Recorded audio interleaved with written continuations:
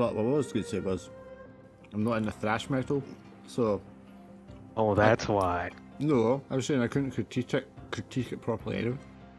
What's thrash metal? Garbage, mostly. Wow. It is mostly garbage. Don't take shit. I'm not saying the genre's garbage, I'm saying it's mostly garbage though. I'm just gonna say, I was gonna. Well, you know what speed metal is, Laura, right? Because you've heard speed metal before. Really good sort of. There's a lot of good metal bands. I'm not talking about metal, I'm talking about this one specific subgenre. Oh, the thing was is that I didn't want to sound like samurai, so I was like, okay, let me find another genre. Let me try thrash. Oh, that's nice. But my point was, it sounded to me like it had the proper structure, but I'm not well versed enough in that subgenre to be able to make that determination. But the quality, but like, you end up getting a lot of kind of distortion stuff with like thrash metal and genres like that anyway if you're not careful. So the fact that it's giving you something that sounds like it's 128 kilobits, if that, means you've got so much background hiss and distortion on it you can't even make out the drums or the fucking guitarist properly. So it sounds crap anyway. Never mind the fact that it has no artistic merit whatsoever. I get you. Except for these things are fun as toys, but it's the same with the art. Like, I'm sure Alan feels the same because he's a fucking proper artist. There's no merit to it as a piece because there's no thought put into it. You know what I mean? It's just been spat out. At his wee website, it was actually pretty cool.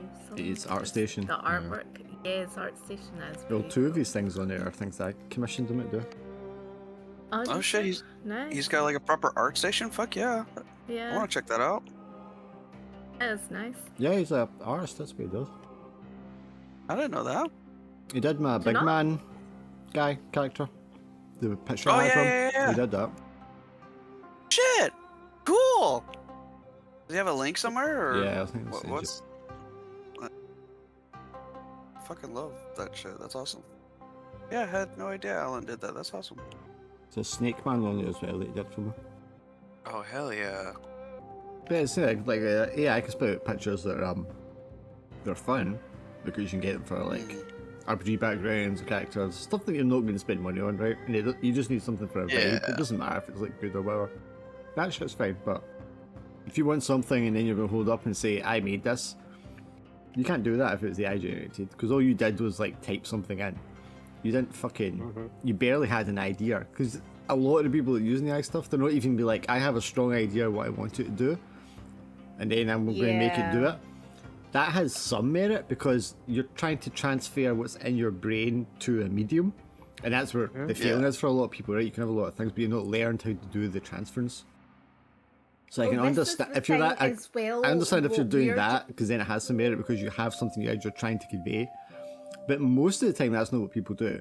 Most of the time, they're just like, "Give me something," and then it gives you something, and they're like, "Oh, look what I made!" And it's like you didn't even like come up with the idea for it. That means that I'm probably doing this right then, because I just give it my idea. I'm like, all right, it's about this, blah, blah, blah, blah, blah, blah, blah, blah, and I just keep writing like a writer. Yeah, I mean, if you're writing like a writer, you would write. You wouldn't be prompting anything, but yes. If it's a case of just trying to get transference, then, you know, if you're the type of person that has a lot of stuff you want to get out onto something, you will learn the skill how to do that anyway, because you've felt your whole life that you need to do that. Of companies, I know like Morgan Stanley and stuff. What's this going to do, Morgan Stanley? Just saying that they're using AI to do like a lot of testing, just to test, you know, what are the limitations and things like that. What, you know, and there's a lot of limitations. Like, you know, you're doing like a project plan and it gives you a scattered graph and things like that. It's just like really ridiculous.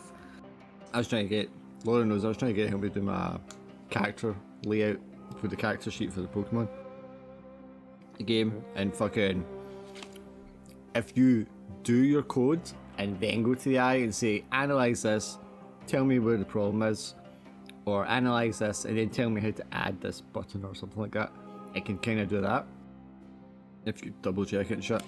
But if you just go, give me a layout, and it gives you a layout, and then you try to copy it over and you're like, this doesn't work, and then it doesn't fucking have a clue what it's doing. It'll just No. tie itself in knots. Be really specific. And You need to have something already. You have to have something example. Yeah, exactly. I find that with as well when I'm doing like SQL coding and things. That you gotta have and the then I codes. ask it. And then sometimes as well, I test it to see whether I know that my coding's right, but then I'll just like do a few wee sort of edits so that it's wrong, and it'll go, oh, that's correct, and I'm like, no, that's Well, not no, I correct. mean, It's if wrong. it won't compile something, it should tell you. I don't know which one you're using. Yeah, If you're using the Microsoft one, don't use that one. That one's garbage. yeah, it was Microsoft one. You need Claude or something if you're doing, or Gemini is pretty decent Yeah. when you've got the freebie extra powerful one. But like I give me a layout and it looks decent, and then you transfer it over to your thing and try to run it, and you're like, this doesn't run. And then when you start digging it up, you're like, this is just fucking spaghetti code. It compiles, but there's like so much inherently fucking incorrect that you have to Yeah. you just do it from fucking scratch 6 hours later anyway. Yeah, well, that's what I found as well. Like I was just doing like my own coding instead, because it was just not this sort of Python and statistical coding was just not, it wasn't giving me correct calculations or anything like that, and it wasn't giving me the and it can't maintain a baselines consistency, and because once it things, starts so yeah getting it wrong and you say correct this, and then it just gets worse and worse. Yeah, I found that as well. I was just like, yeah, this is just, the capabilities of it is just pretty poor. Like, if you're doing something that's like theory based, as in you want to know, like an introduction or overview, or you want help with your CV or something like that, it can be quite good that way to just like, fix things, but Can be. yeah. And well, it can be, yeah. Sometimes it comes out with a lot of jargon. If you get it to Yeah. write, if you're getting it to write thing from scratch itself, and then you read it back and you have any knowledge of English at all, you're like, this is not how a person would write this. Yeah, it sounds very robotic. It has doesn't it has a definite cadence that it prefers, Yeah. and it's the same problem it has with Like other you things. said about the lists as well, like when you're... Yeah, it has to likes list everything, bullet point, it likes, everything. Yeah, it bullet points a lot of stuff, which is a bit jargon, so yeah. You just want a sort of concise sentence, and you're just like, right, I'll just write this out myself because there's no Well, point. yeah, you might as well write it yourself. Yeah. But if you're in Egypt who doesn't know anything, it looks like magic. Because surface level, it looks good, but if you don't know what you're talking about, of course it looks good to you if you don't know what you're talking about. And that applies to the art and the music and all the rest of the things it does as well. That's true. I wonder where Goose is. Is that Usually he Discord sends a minute wee ago? message then. Well, he must have checked on his phone or something. We're gonna get a drink after I finish my bit and then we'll start. Cool. Are you looking forward to it, Swindle? We're in that hotel dodginess. Yeah, no, this is See, last gonna be- week I was just sitting there going, I was waiting for the penny to drop with you, because I was like, this is a dodgy place. What are you talking about? You were like that. Oh, That's the cash not- and stuff. And I think you were being a wee bit, I don't know, I think you were being a wee bit naive that way. I was just kind of like, this is dodgy. Then again, Well, I I mean- always think it's dodgy, so. yeah. You always think it's dodgy, but Yeah. and to be fair, the meeting itself is dodgy, but the location isn't, and that's why I was like, oh no, this is fine. Just act normal, blend in. And then I was like, But oh, how I'm many places standing have- out because I'm not acting normal. I need to act a different normal. How many places though have like the restaurants like open at like over midnight though? So some places. I suppose that like probably like Also in America, 60s. not really in Scotland. Everything's like shut at like 11. Yeah, it's more just the clientele and the kind of party that's the unusual bit. Yeah. Which is why I was like, oh, I need to change up the normal that I'm trying to portray. That was very true. I liked it when I was like, I was just waiting for it, and we're like, oh, okay, this is why we're giving the money, because we're like, yeah. I was like, we're giving the money because that's that sort of clientele, that's a sort of place. Since we are waiting, I'll just let you look at the board. I was going to wait. Ooh, I'm excited. That's cool. I saw that. You can add more stuff around the layout. I feel like now that we have the revelation of the Leafeng guy, that it's a bit. It's not even just that, right? See when you saw Leafeng, right? Because I wasn't there. See when you saw Leafeng, it was definitely his description, and it was definitely him. Yeah. Yes. Okay. He was acting weird, but he looked like the guy in the photograph.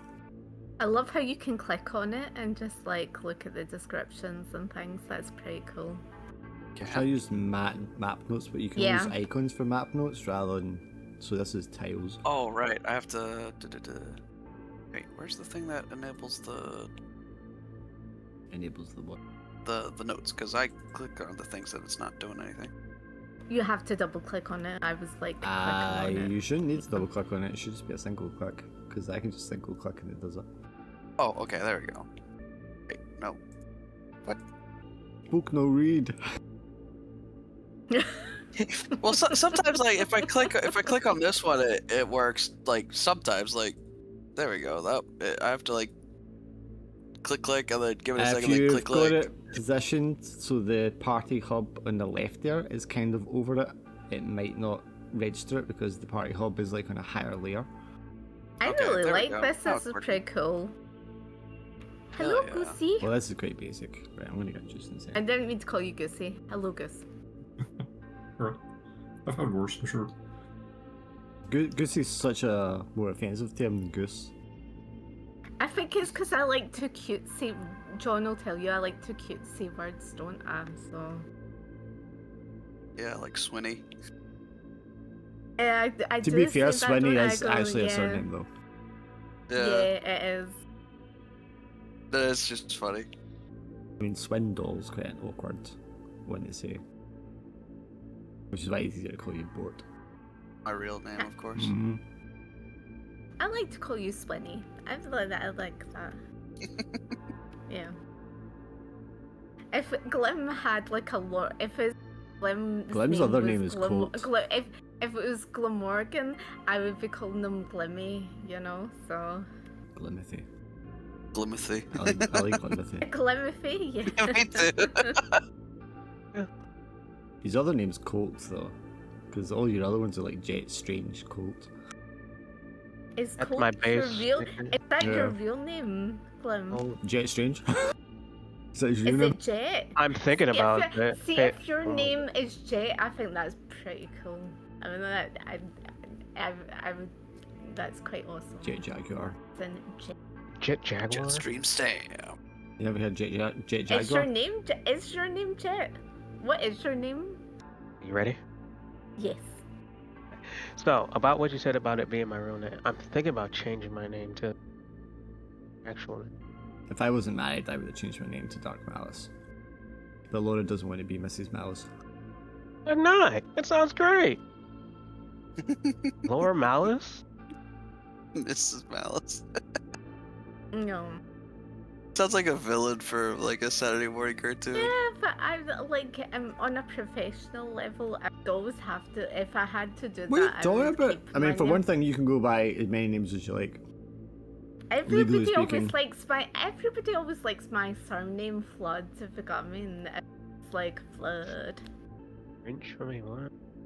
Malice, and they'll be like, You could go, suspicious. it's Malice.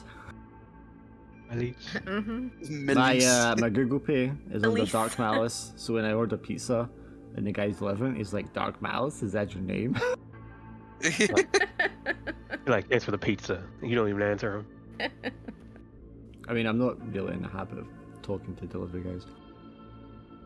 Yeah, Who? same. I always think it's funny whenever I order DoorDash and like they have this thing where you can message the dasher, and every now and again I'll get this one dasher that like writes me a fucking like paragraph of like, I'm so excited to deliver. And I'm just like, okay, cool. Can you just not? Is that still the type of person that's like, God bless you? Yeah, probably. Try to have Yeah. a Is conversation it at my not- door or Is it whatever. not bless your heart? I'm like, look, unless no, you're gonna be they giving me say more bless food, your then heart.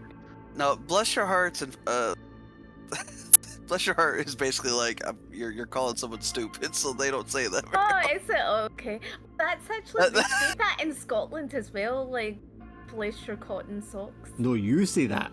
Nobody else says that. People say bless your Nobody cotton else in this socks. country says that except you. Yes, they do. There's a few people that say bless your cotton socks. So, yeah. No, people here just go digi. To be fair, it is a pure old lady saying Yeah. like, bless your definitely- cotton socks. Didn't want to say nothing, but it definitely sounded like something I could say. An old lady going, Nobody "Oh." says bless you here at all. Well, yeah, because you're all playing like bagpipes and screaming at each other. We're not a bunch- Scotland. I was gonna say we're not all religious fucking zealots, but yeah. Some are. That was also a terrible impression. But yeah, duh. Stick to your Irish. the joke. It's marginally better. Okay, that hurt. Sorry, I'm trying to finish my drink so I can get another one before we start.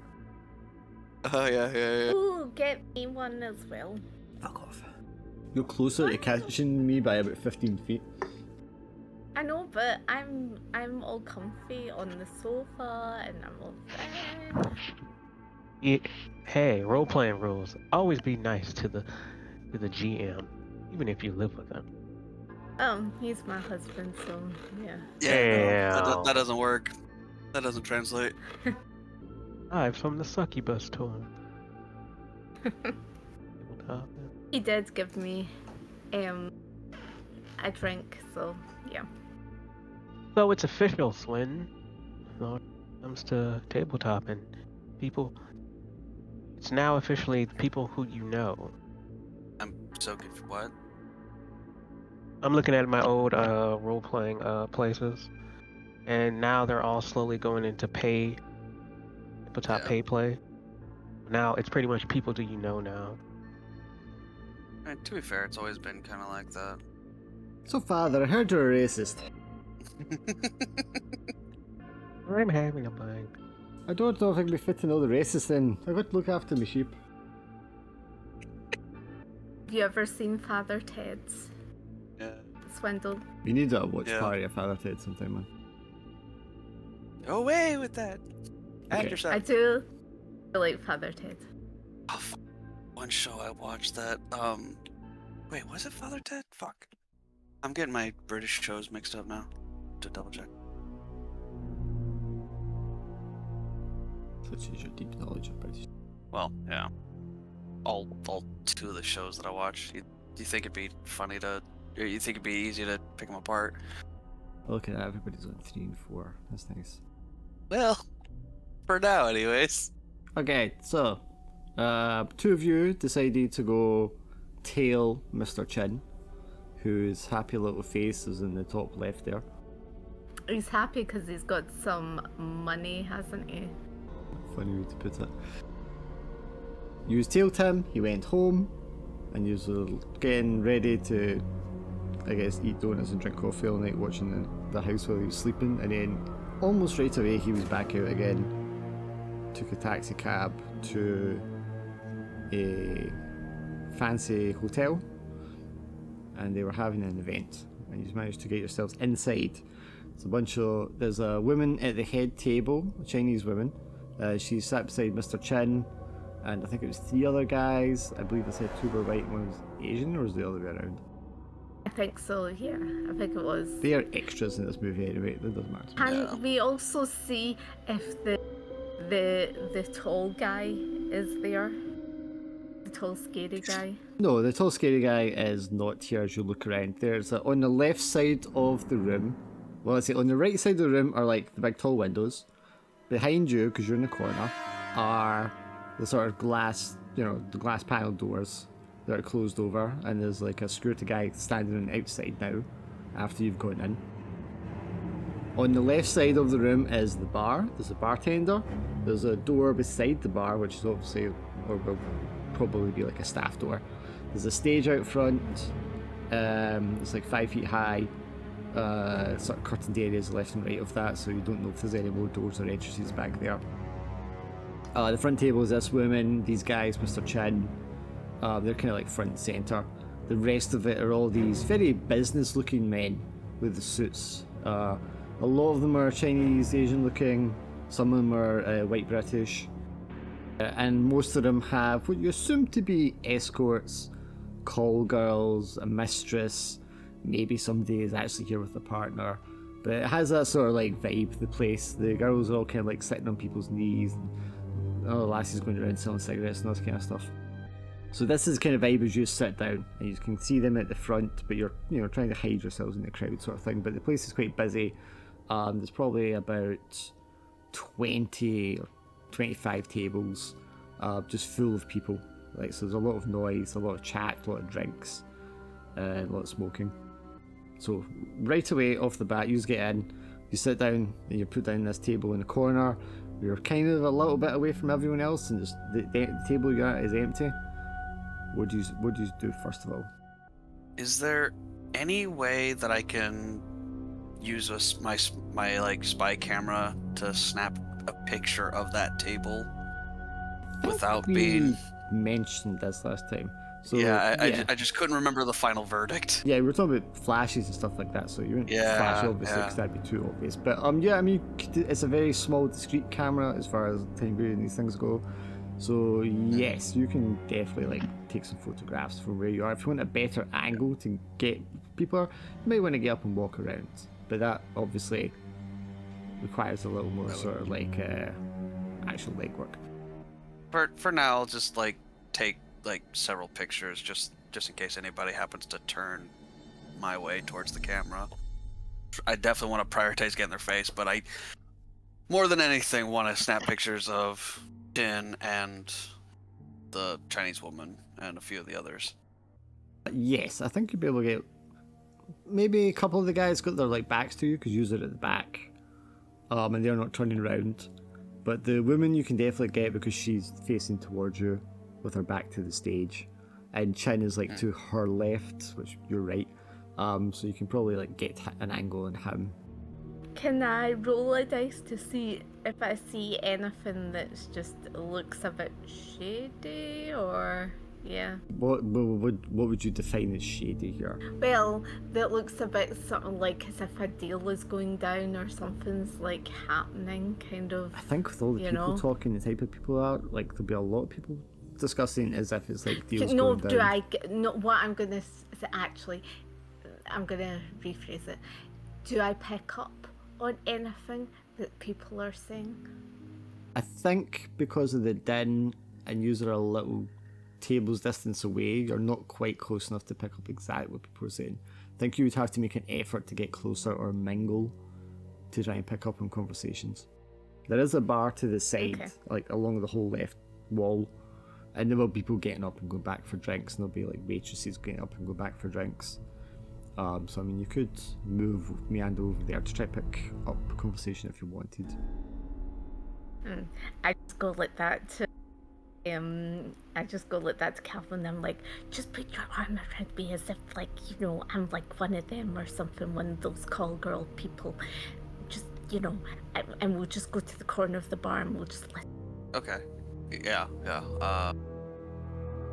Calvin will, once again, realizing that the vibe he was originally going for did not match the vibe of this place, he's now shifted to, try to be more like, oh yeah, no, I'm here with a lady.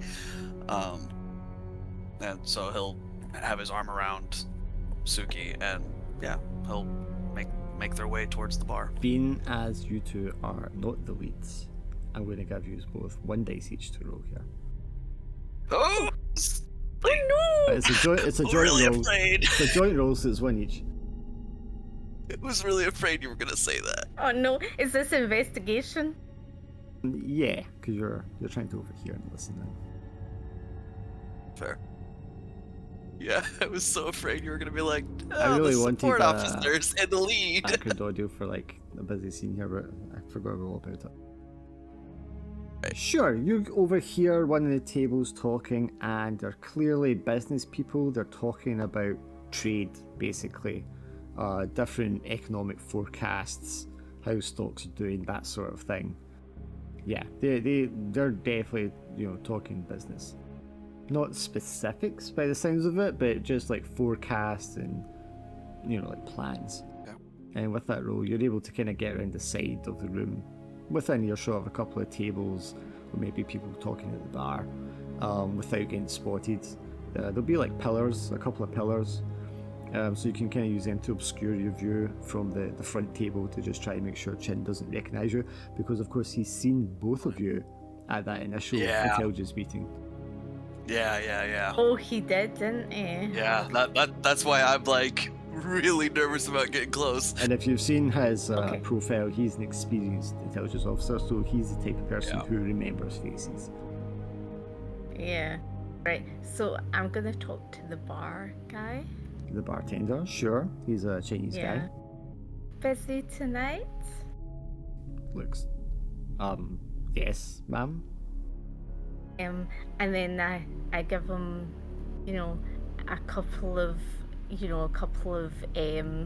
some money. A couple Like, of money. oh, here's, not a couple of money. I give Some him money, some money yes. for his troubles. I'm like, here, this might be Oh, enough, no, that's fine. The parcel paid for it. What can I get you? No, this is for you. Oh, thank you. That's very generous. But what can I get you? Let's go for a wee glass of champagne.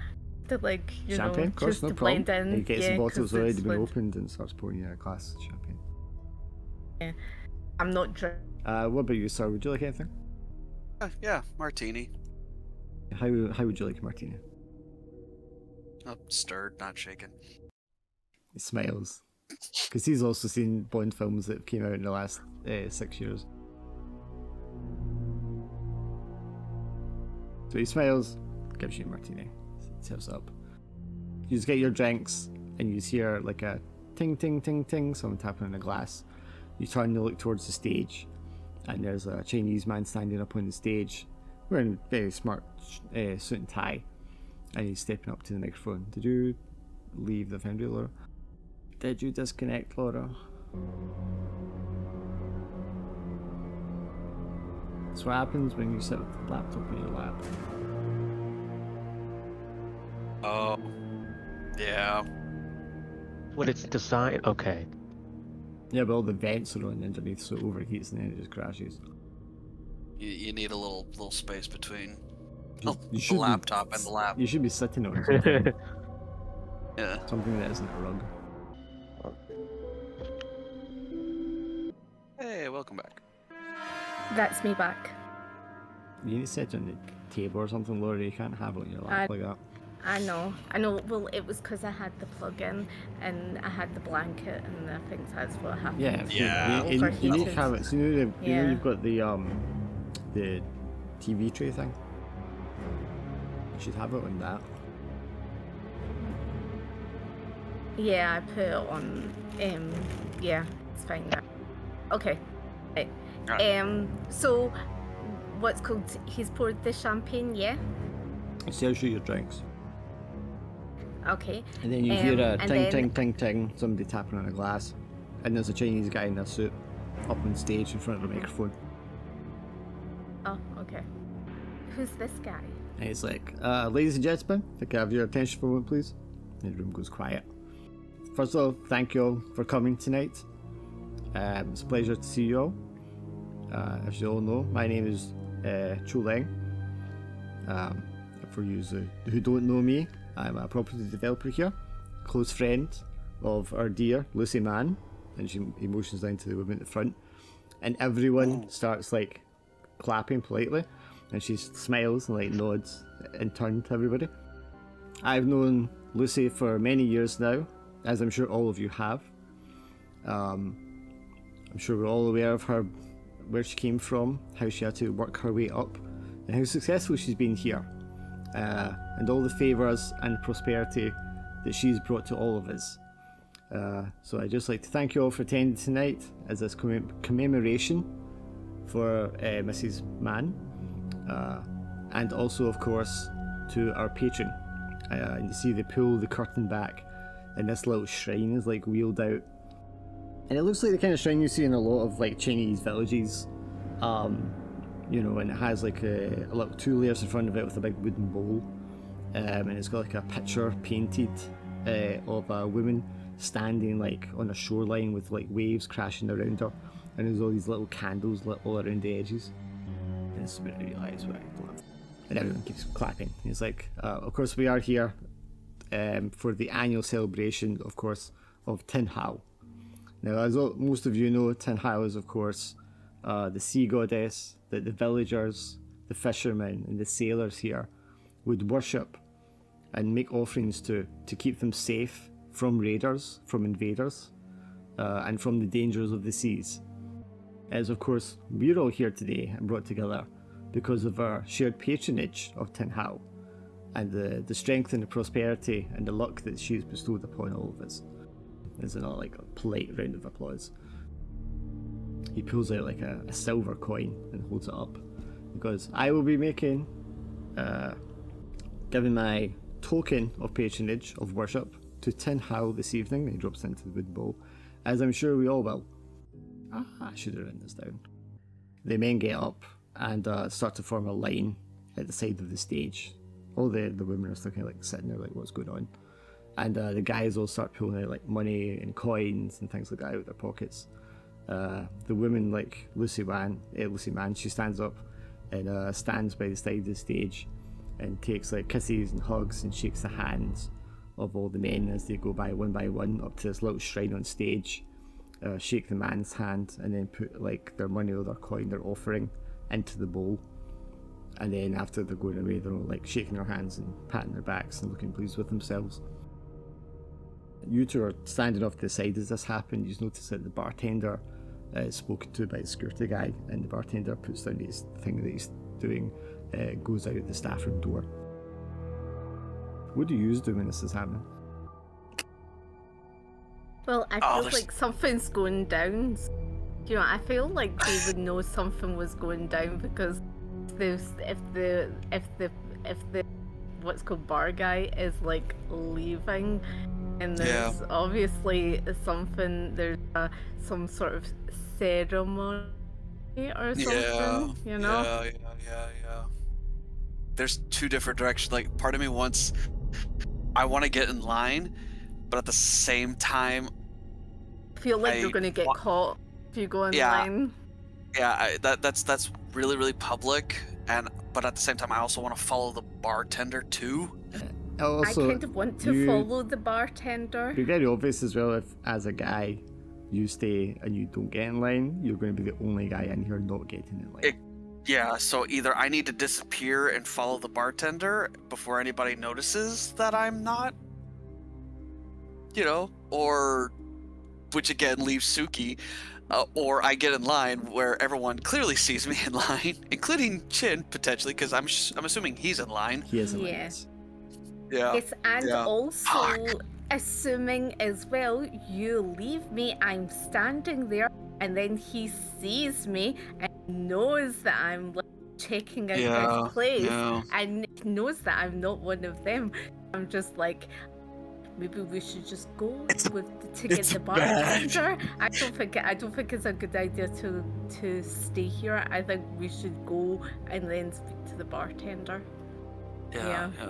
Well, the bartender's gone. You see him getting called over by the security guard, and then he just shakes his head and like goes out the staff room door. Yeah. The security guard is standing at the staff room door. Yeah, I think we should. Tall, what are your thoughts? Guy. I'm like signaling to you to like go. Well, you're standing next to her. You can like think? quietly talk. It's fine.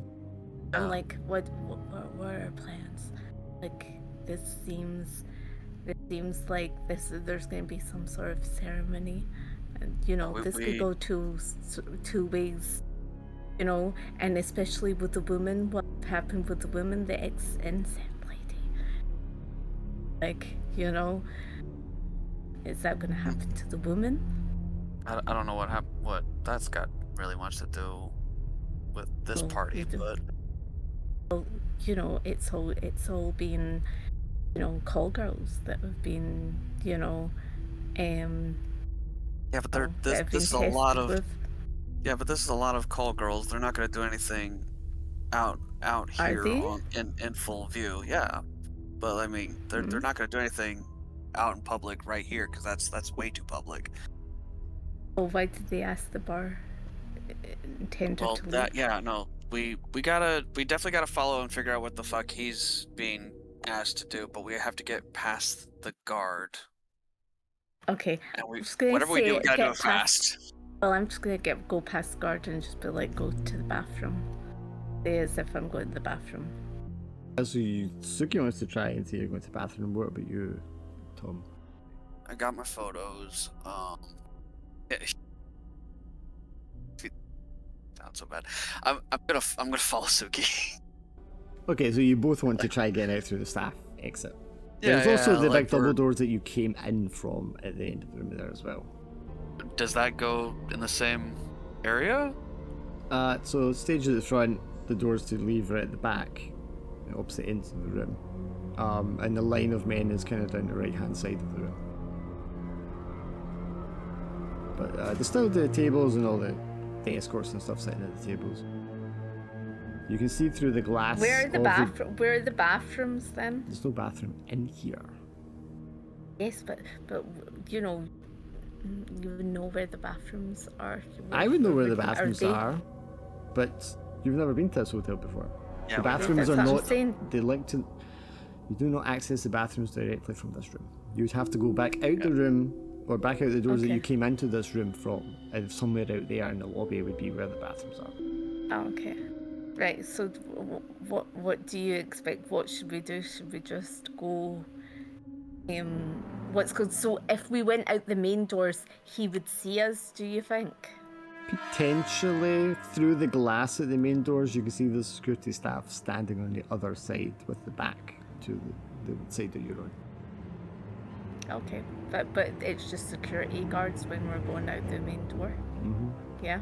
One there that's and fine. then one at the side entrance, which is where the bartender left through. So you can tell me which door Well, you're going that's fine. Well, for. You already told me staff door. one I'm in waiting the for Swindle side- to tell me. what? Yeah, I'm just gonna. I'm not asking you. I'm Weird. asking Swindle. Okay. Yeah, I'm following after Suki. Like we're Okay, so trying you're to both find going for the staff door then. Side door. Where Yeah. the bartender left from. Okay, so the security Yeah. guard's standing right in front of that door as you approach. And he just arms crossed and he's just looking at you. Can I help you? Yeah.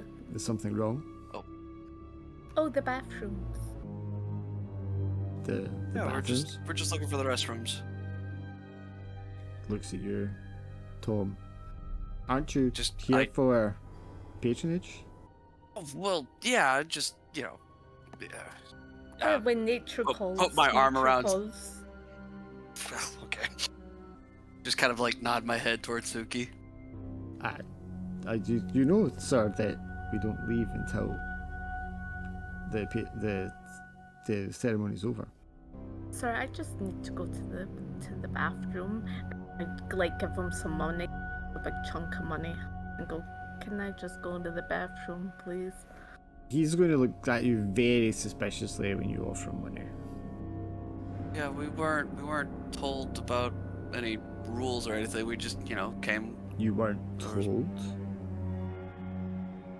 Oh fuck. You see him. You can see him looking over you to try and get the attention of someone else. Oh,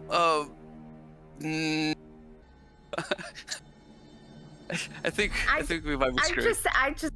I just go like that. Look, I just want to use the bathroom. That's all I'm asking to do. And I think the jig's about to be up. Either we need to how badly do we want to follow the bartender versus how badly do we want to get the fuck out of here? Because I think we're about to be made. let's just get out of here. Yeah. Oh, what does that involve? All right. Involves like oh, we went round the wrong way. Sorry about that. The and just, bluff like, is not working. yeah. That is like clear. Yeah, no, the bluff is absolutely like he's looking to call somebody over basically. So Okay, is there anything that we can do, like, That's what I'm asking. as in charm or anything like anything negotiations that we can Nah, do? Can he's- we roll a he's dice? already- Can we roll a dice? No, To, because you like, came up but- to him speaking Yeah. clearly you don't belong there. Like the No, people yeah, that are and he's- here would not have just done what you just did. Yeah, And he's he knows he's calling backup. He's calling security on us. So like we need Okay. to. Okay, need- so we're just let's just head. We're done. We just start. Right, so what does that walking involve? to That's the- what I'm saying. As in walking to the main. So turn the away main from him to the doors? main doors. Yes. Okay, so you walk back over to the centre of the room, and as you do, Tom, you're looking at the security guard there, and he's caught the attention of another security guard that's up by the stage, and he's like nodding in the direction of you two as you move towards these other doors, and you walk over to those doors. Like I said, you can see through them because the top and the bottom of them is glass, and you grab the double handles and pull on them, and they're locked. Oh, Oh no. oh no. The two security guards And are they- moving Oh, no. across the room towards you. It's not a huge room. They're going to Okay. be on you in a second. What'd you do? Okay. Well, I'm just like maybe we need to just kind of mingle in with. Can we mingle in with the crowd No. to see No, if we get lost? They know, there No? is no they know you crowd. now. Okay. We're not hiding anymore. We're like they see Right, us. Okay. So Right. Wow. We go This- over to maybe we should go over to James Chin. I'm saying maybe we should go over to James Chin and say we got a thing mate about the hotel. We've You got, need like, to a tell sort me of- right now No. what Right, you're right, doing yeah. So because I they're going think to that's grab you. the best way. I think that's the best way. I think that's the Girl, best way to just we're- say we need to speak to James Chin. Just be we're like, we're already made. yeah. We don't belong. We're already made. They're on us. So Well, we need to we need to escape now. Okay, That's right, it. Okay. The two Okay, guys how coming do we towards you, escape? they're going to be on you in like 1 second. What'd you do? Asuki Right, have a well, gun. She does. I I have a think we're gun. gonna Yes. need it. I have a gun. Yes. Yeah. How many security guards? 2 of them in this room coming towards you. There's a third one on the other side of the door there, but he doesn't. Maybe when you pulled on the doors, he's like turned around to see who was pulling on the doors. And at that moment, he's going Yeah. to see the other 2 guards coming over towards you. He's going to start taking out his keys to unlock this door. Oh, this is amazing. Yep. Okay. Well, I'm going to pretend to surrender, just waiting for the door to unlock, and just sort of like kind of hold my hands up. I'm still trying to make sure that I'm out of direct line of sight of Chin, but I feel like that's a That pointless scooter thing. guard is going to accost you and then grab your arm. And he's going to say, "Sir, do you have any identification on you?" Is the door behind me unlocked? No, he's still in the process. Okay, Doc. All right. Yeah. No. He grabs my arm. I'm going to try to reverse the grip on him and twist his arm back around behind you will his back. have training for this, so you will have 2 dice you can roll.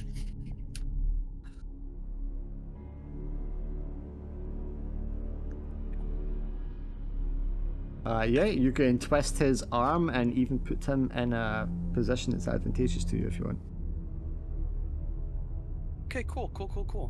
So yeah, now I'm holding this guy with his arm painfully behind his back, and I'm just kind of using him as a wall between us and his buddies, with the door still behind us, and I'm just Okay, so the Just other kinda one, holding him when there. you grab him, he's, instead of going for Suki, he's going to instantly like see what you're doing and try to pull you off of the guy that you've just grabbed.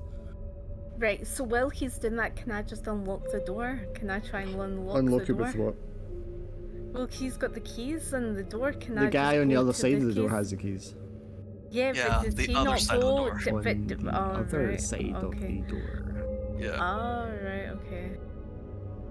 He unlocked the door? Like, No, because he how long wasn't in does a it take? hurry to unlock the door and let you Oh, escape. right, okay.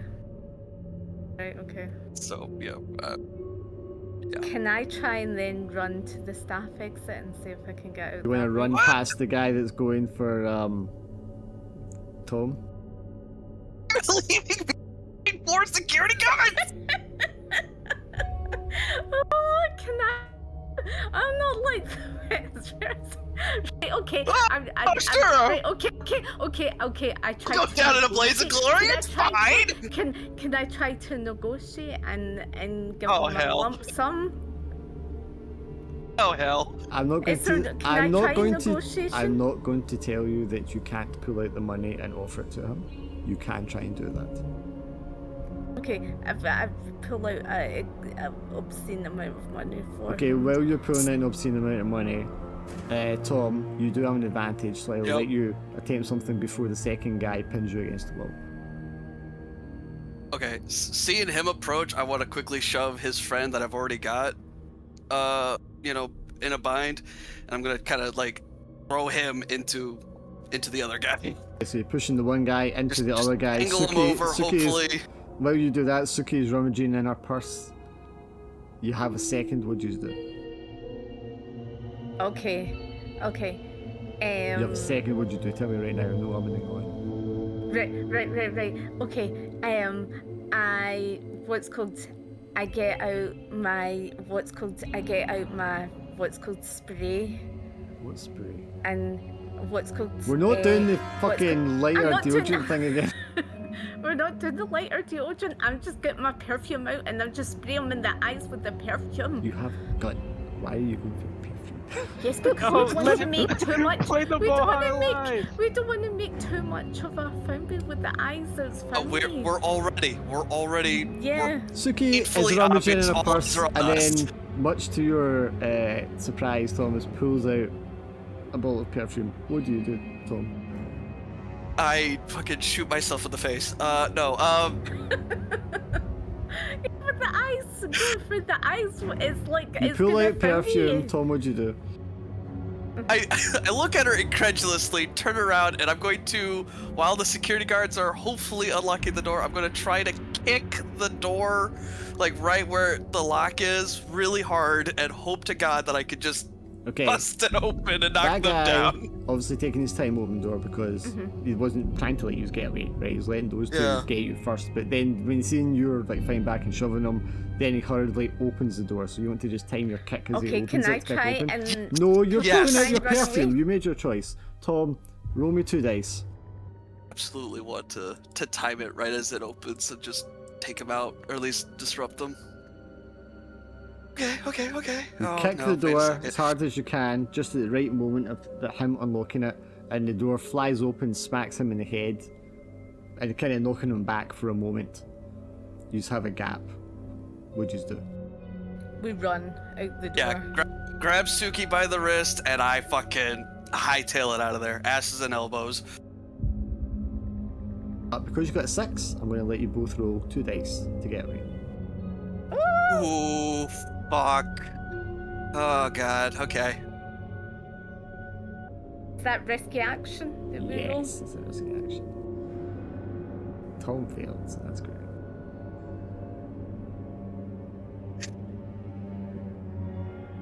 Yeah, Tom, you kick the door Good. open, smack the guy. Suki pushes past you with her purse in one hand and her perfume in the other. Pushes past you, runs into the lobby and starts tearing off outside. Tom, do you want to use stress to reroll that, or are you going to get caught? Yes, I would like to potentially gain a 5th stress. Excellent. And that's stressful as you barrel past the guy. He's getting up, and maybe you just kind of like kick him back down or push him so he like falls over. For sure. Falls into like For a sure. potted plant and it smashes. You hear like the other 2 guys are trying to like pull the door open to come after you. They chase you both outside. Now your car's parked. The valet took the car, remember. He's run outside. The valet's standing there. People are coming in and out the hotel. Probably not that many because it's quite late. But where do you go when you run outside? You gain distance so they don't catch you right away, but I need to know where you're going. Well, Or what's Yeah. do we have our car? No. Well, your car No, was they- given to the valet, yeah. and they took it and parked it somewhere. Yeah, so Okay. Is there yeah, we'd any have to wait for them to taxis? get. Is there any taxis anywhere? Anybody that's like currently getting into their car? Because of the time of night, I don't think anybody's getting into their car. Oh fuck! Is there a taxi though? I don't think a taxi would be waiting around. Are we lucky enough that there's a taxi pulling up? Let's, Laura, roll me one dice. If it's a Alright, four, no, yeah, if come it's a on, four no, or higher, you were lucky, and there is Yeah. someone getting out of a car as you run outside. Is that risky action? No, just whatever, just one dice. It's the Action best going way on to- there. We got it. No, No, we don't. I'll let you stress till you roll it though. 3! Oh. It's time to stress. Re-roll. Oh. You know, it's a high stress situation. Fucking re-roll it. We got this. Right, okay, Jesus. Don't got it? Is it dark die then? No, to it's roll? the action Yeah. one, but you've got yes, action with dark die and stress. And dark die, yeah. Oh, thank you. Sure. Someone is getting out of a taxi as you like come run outside. What do you want to I've do? just pushed them. No, I just pushed them out the way, and I'm just like, come Full- on, get in there. I'm like, right, what's go? We're going into the town, the center of town. I'm like, go, Yeah. go. Just yank the door shut behind us. We're barely inside, and I'm just like, fucking just drive. Man, I don't have good chase music. Okay, you just jump into the back of the taxi, tell feel him like to we drive, and the got guy's like, "What?" successful. And then you're like, "Just drive, drive," and he starts driving off. You looking behind out the window, you can see the other three guys there, just kind of like "Arr!" at the edge of the pavement. Oh, The three of them run off round the corner and you like tear off down the street. The driver's like, where are we going? What's happened? Are you in trouble? No, we've got the babysitter, and you know, we need to get out of here. So yeah, like the babysitter needs to get home. So just reach into my pocket and pull out, you know, literally every bit of cash that I have and just chuck it at the driver. Just like, no questions, just drive. I'll randomly tell him to like go down, you take a left here, take a right here, and just try to like put distance and hope to God that, you know, we don't have anybody following us. Sure. Right. Did James Chen see us? That's the main thing that we need For to... sure. For Yeah. sure. Me. Did he get a good look at you to 100%. recognize you? Who knows? Probably. Oh, so Let's assume yes. Well, Suki would have had The her safe back to assumption. him the whole time, and you did have those guys like grabbing you and holding one in front of you, so he might not have seen you. Okay. He not might have seen you. been so eager. He might have been so eager about the, you know, ceremony thing to shake the hand and everything. So he might just have been still in the queue waiting. So I had a whole speech as like I would have to ad-lib this, and now I don't need to do it. but did you have? What was Because the you speech? ran Tell away. us the speech. Nope, you didn't hang around. You Oh, that's so bailed. unfair. Just tell us the speech. No, you need to tell us the speech. No, 'cause you it's just ran not fair before on anything Glim and happened. Goose. Well, it's not fair on Glim and Goose What are you because of talking our about? You don't even actions know. that they don't get to hear what the speech was. Well, they you can know? blame you for that. That's unfair. You just get away in your taxi. It's not a fine, long it's fine. distance, so you're just weaving between roads to try and make sure nobody Yeah. follows you. On your Yeah, six, just- you get such a lead, they're not going to catch up with you. So no chase scene. Oh, thank goodness. Oh. Where are you At getting least the you got taxi to? photos. Some sort I- of ceremony as well. Yeah, I'll tell the taxi driver finally once we're sure that we're in the clear. I'll tell the taxi driver just kind of drop us off at like, you know, XYZ Street. That's like, you know, a short enough distance between like wherever Suki's staying and where I'm staying. Okay, so a few blocks away from where either of you are staying, Yeah. at least. Okay. Yeah. Okay, both give me a 2 dice investigation roll. And tell me where you're going after you get out of the taxi. I think I'd. You think what? Oh man. I'm trying to decide. I want to follow Suki to make sure that she actually gets to her place okay. But I think Tom knows that being spies, we should not be seen together. So I think Tom's just gonna head straight back. Well, maybe not straight back, but to his hotel. Okay, so you just want to split up? Well, no, I think I might go to Tom's hotel and then phone Mark Okay, you just to need to come tell and me pick though. me up. That's important. Yes, so we're going to Tom's hotel. Alright, so you just get a taxi, Just sleep over at my place. give them all the cash, and then you just circle around, because you're spies, you circle around. Yeah. And go Yeah, back definitely. towards Tom's. Suki doesn't notice anything, but Tom, you notice that taxi that you got spends a little time just like sat there, doesn't drive off right away, which seems a bit sus to you. You kind of circle around, backtrack, and when you backtrack, he's on like the other side of the road with his lights off, like, and obviously watching where you're going. Nah. Do you want to go for a drink somewhere? I'm like, I just ask him if he wants to go for a drink somewhere, because we have been like, has been like stressful. And then I can phone Mark to come and pick me No, up. we got this guy watching for us. Let's go for a drink He's then. in on it. He's in on it. Yeah. Let's go for a drink. And then Meanwhile, phone Mark. James, you went to your room, you went to sleep, you've got this cast on your ankle still, you fall asleep, you're having an excellent night's sleep when the phone in your apartment rings. My phone in my apartment. Yep. I answer the phone while being cautious. Hello. Hi, is that Jason? Yeah. Hi Jason, it's Kai. Listen, I know Cannon said to share any information with you guys in your case, and I know it was mentioned you were looking into some triads. So I don't know if this is any interest to you, but one of my guys down at the harbour patrol, they've been pulling body parts out of the harbour over the last week, and it seems to be the same guy. And today they pulled out some body parts and they were able to ID the fella, and it's a known triad member. Is that something you guys would be interested in? Yes, we will. Did they catch? Yes, they I think cared. they've been able to ID him off of some tattoos that were on his chest and the arm pieces.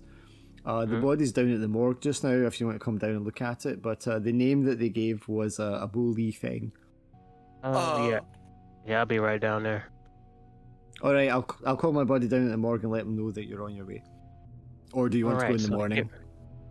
I'll go right now. Okay, so yeah, I'll call ahead and let him know that you're on the way. Alright, get my gun. Do we bump into Got my him? can. We're in a different scene. Okay. You get up, you get your gun, you get your gear. Yep. You know that Mark went back to his room to sleep for the night. Do you want to call Mark or what do you want to do? What? Yeah, maybe I back up because my leg hurts.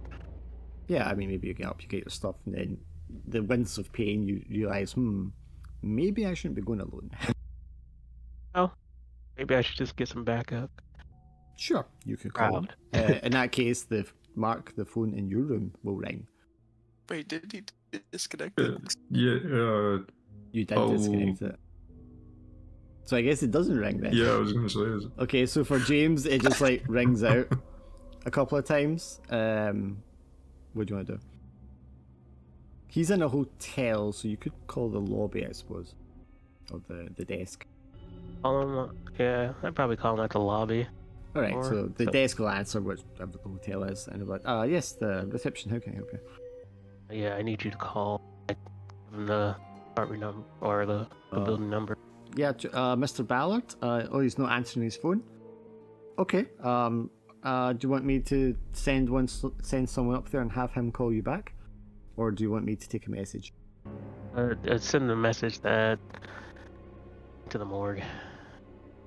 Okay, then he's to go to the morgue. Okay, I'll have that sent up to his room or passed on to him when he arrives, in case he's not in. Who should I say is calling? James. James. Okay. Alright, James, I'll do that. Thank you very much. Hello, mission. Then. I feel like I had something for Mark. I guess, Mark, you're just lying in your bed. Oh, hold on. Yep. Ask the such excuse me, a cane or something. What, sorry? Cane. A cane? Ain't I limping? Okay. I thought you had a crutch. I mean, yeah, but I'm still gonna ask for.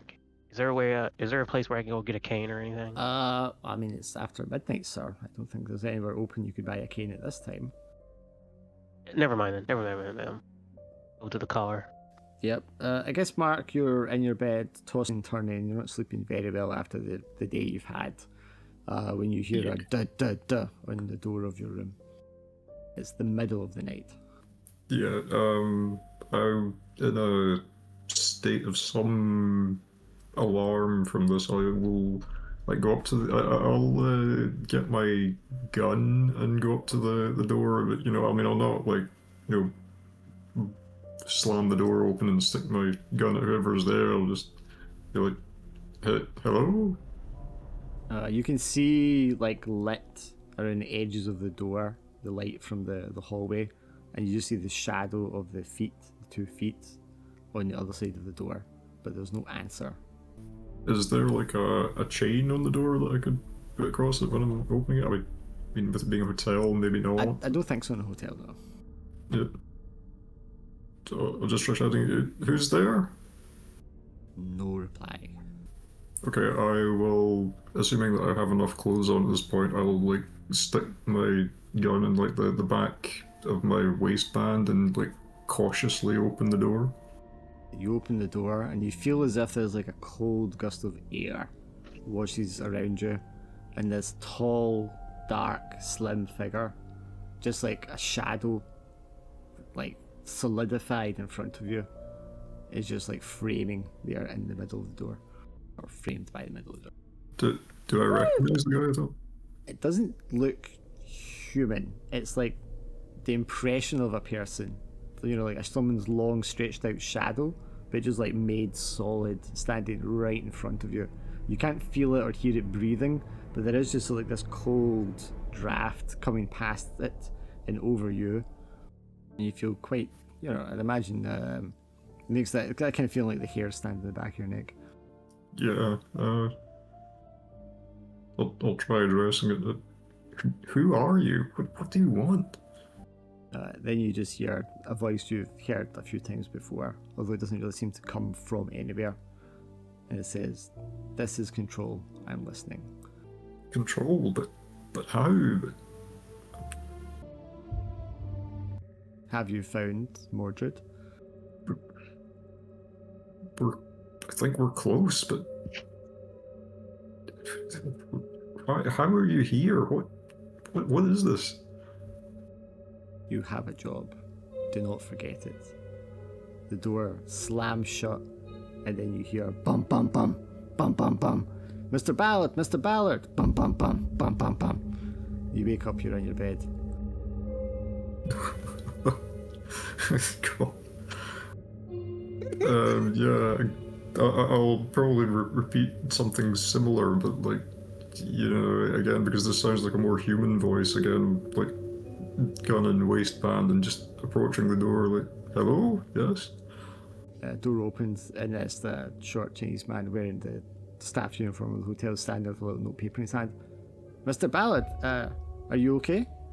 You sounded like you were in some distress. Yeah, sorry, yes, I haven't been sleeping very well. Is everything alright? Yes, is there something wrong with your telephone? Oh, yes, I did. I'd taken it off the hook to try and get, because I felt, I might sleep better if there wasn't any chance of being disturbed. Well, I'm sorry to disturb you, sir, but someone was trying to get a hold of you. They left this message for you. They said that it was important. Okay, thank you. I'll take the message from him. Gives you a bit of paper, and he just kind of eyes the gun in your belt for a second, and then like just walks away nervously. Seeing Well, I very got a license for it, so. seeing very neat handwriting. James, attend morgue now. Yeah, given the time of night it is and everything, I know that something's up, so I'll quickly get dressed and get over there as soon as I can. Let's be lucky and say, James, as you come down out of the elevator into the lobby, you see Tom and Suki coming into... No, sorry, you aren't in a lobby because you are in an apartment block. So just in the... Do they still call it a lobby in an apartment block? Possibly, maybe more like foyer. I think, Yeah, if it's foyer more with like the, indoors. where the concierge and all that shit is, because there will be a concierge. Yeah. Yeah, you'll come down out the elevator there. James, just as Tom and Suki are coming in. Presumably you are coming back in this building when the guy's watching you, or would you just go somewhere else? I think we just come back into that building. Well, you would, because you don't live here, but with Tom. Hey, I actually Then wanted he to go. could... Yes, Can... Swindle. But Actually, then... Swindle. Okay. I actually wanted to go back to the taxi driver. Okay, okay, well, you Where- won't be here then. So, Jason, you'll get down to the room of the foyer. And as you're, like, leaving, you're going to ask about Kane. They'll say, no, there's nowhere to get Kane this time, right? And then seeing that you're ready to walk out in the middle of the night, they're like, do you want me to call you a taxi, sir? Are you going somewhere? Yeah. Of course, not a problem. Where shall I say you're going? The city morgue? Kilmarnock. Okay, no problem, sir. He dials it.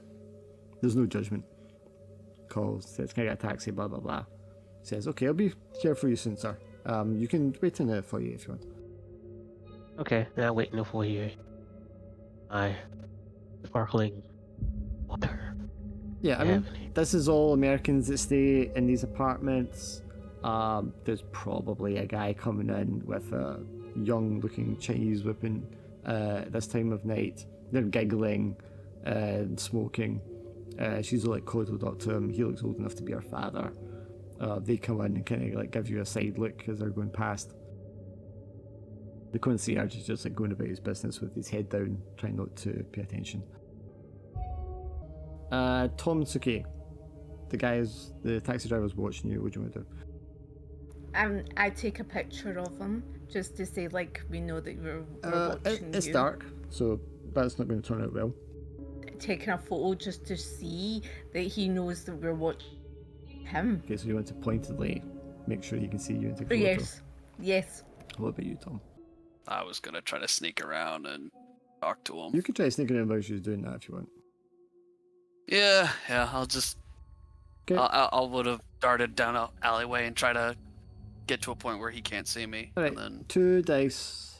Give me a risky action roll. Love this slow music. I don't have anything that's more like upbeat.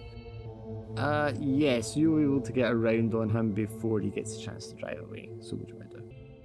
yeah, I want to get up. Does he have his window down or a window down, or is it like windows up? He's probably smoking, so he'll probably have the window down.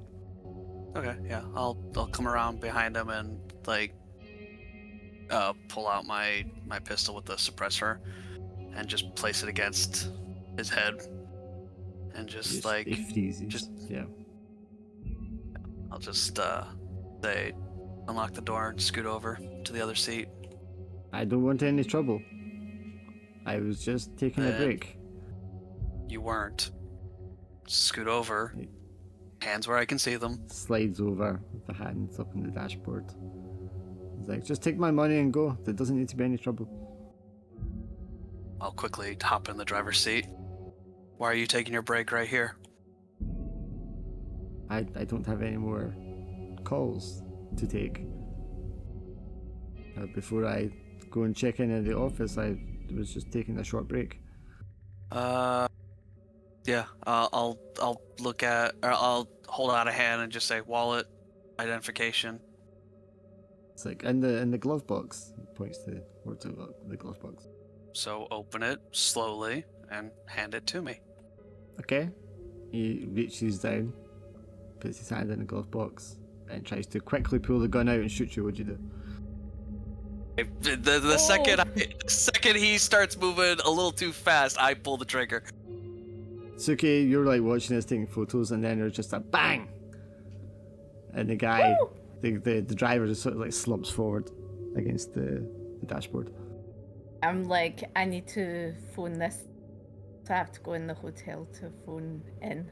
Well, I mean, you're not near your hotel at the moment. You're a couple of blocks away, at least. Is there a telephone box nearby? There will be public telephone boxes around, yes. Yeah, so I just go to telephone box to just. Okay, so you're leaving Tom, then you're just going looking for a phone. Well, it's Tom, just what do you want to do next with to your it, body? isn't it? No, I don't think the telephone's conveniently right next to where you are. You need to go down the street looking for one. Can't have everything right next to you. How far away is the hotel? Well, you were nearer Tom's because you were going to walk to Tom's, so I think your hotel is a substantial distance away, which isn't that far still. Maybe like 20-minute Oh, walk. I'm talking about like Tom's hotel. How far is Oh, Tom's a couple of blocks away, so a couple of minutes walk. Okay, well, I'll just kind of walk to a hotel and use the Apartment phone that he's at. hotel. Yeah. Okay, so you would just leave him there and start walking to where he lives. Yeah, because I want to phone it in so that they deal with the body. Okay, what do you want to do, Tom? Why doesn't he come with me? And then Well, we we'll can find out when deal he with gets the to body? finally answer me. I'm in the taxi at the moment. I don't even know you're walking away.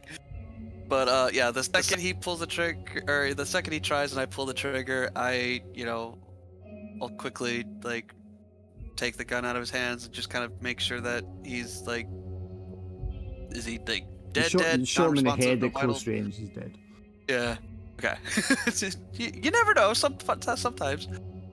Yeah. I'll quickly ruffle through his through his pockets and like try to find a wallet.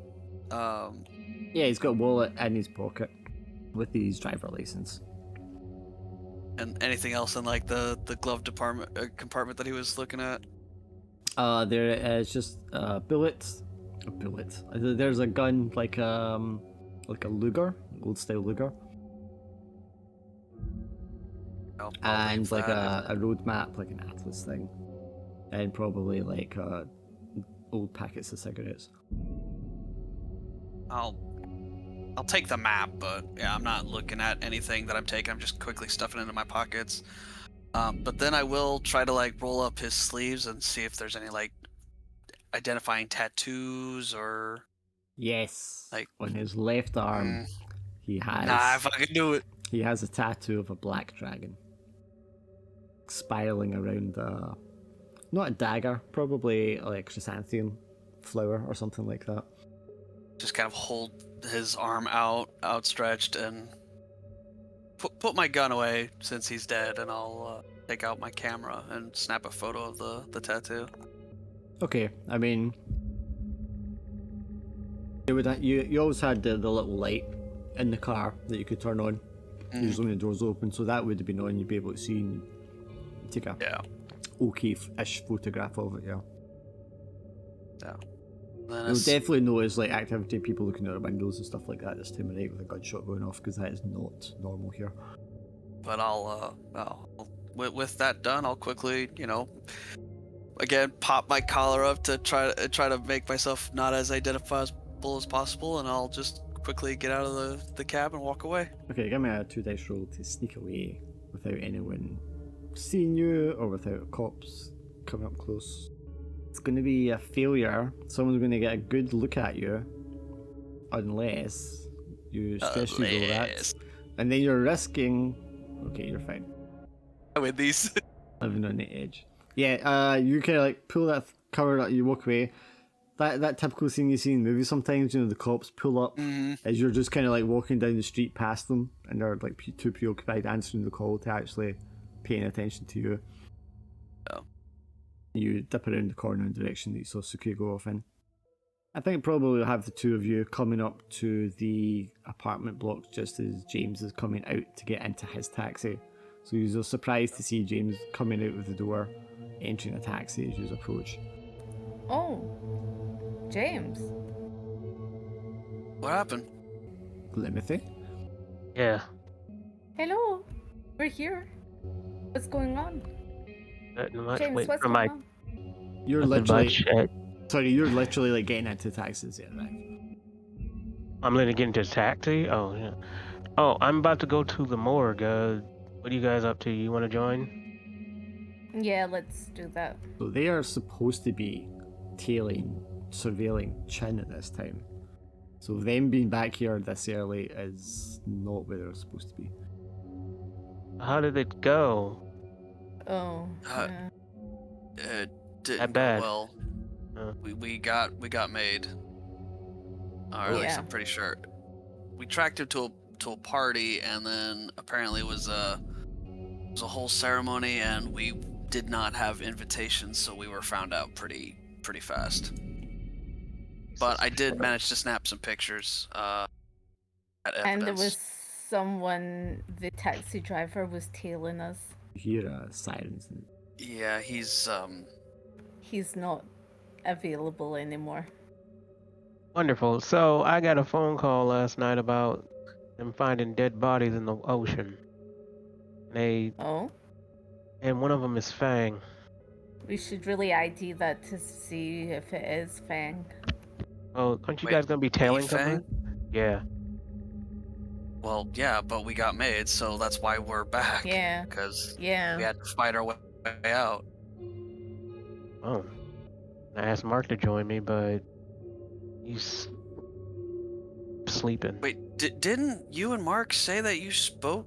Didn't Mark speak to Li Fang? What do you mean he's dead? That's why I'm going to the morgue to check it out, because that doesn't make any sense. Do you want us to come with you? You have to... Look, it's either... Yeah. Don't you guys have to tell somebody, or... No, we- No. Again, we were tailing him, and then we got made. That means they found out we were tailing them. Yeah, we're done caught. with that just now. We can't tail him any further. He's in that hotel, and there was some ceremony thing. So we'll go with you to where you're All right. going. Okay, then. All right, they're coming with me, then. You guys are paying. All right, you guys get into taxi, take it to the morgue. It's about just before 1 o'clock in the morning at this point. Just pull up to the morgue, absolutely no one else here, just the street lights on, no traffic, basically, nobody walking around. The whole place is like dead. Is there in the morgue? Is there a phone box? Yes, there will be ones in the morgue actually. Okay.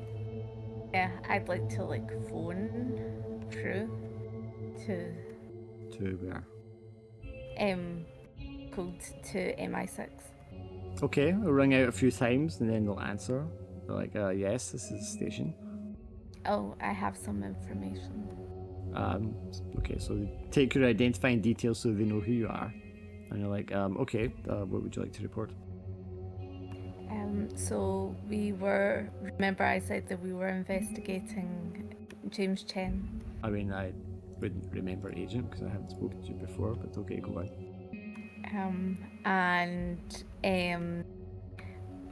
We went to this hotel, and I just named the hotel, and I say about there was some sort of ceremony, and because we weren't invited, we had to jump into a taxi, get out of there, but the taxi driver ended up being a sort of triad spy person. Okay.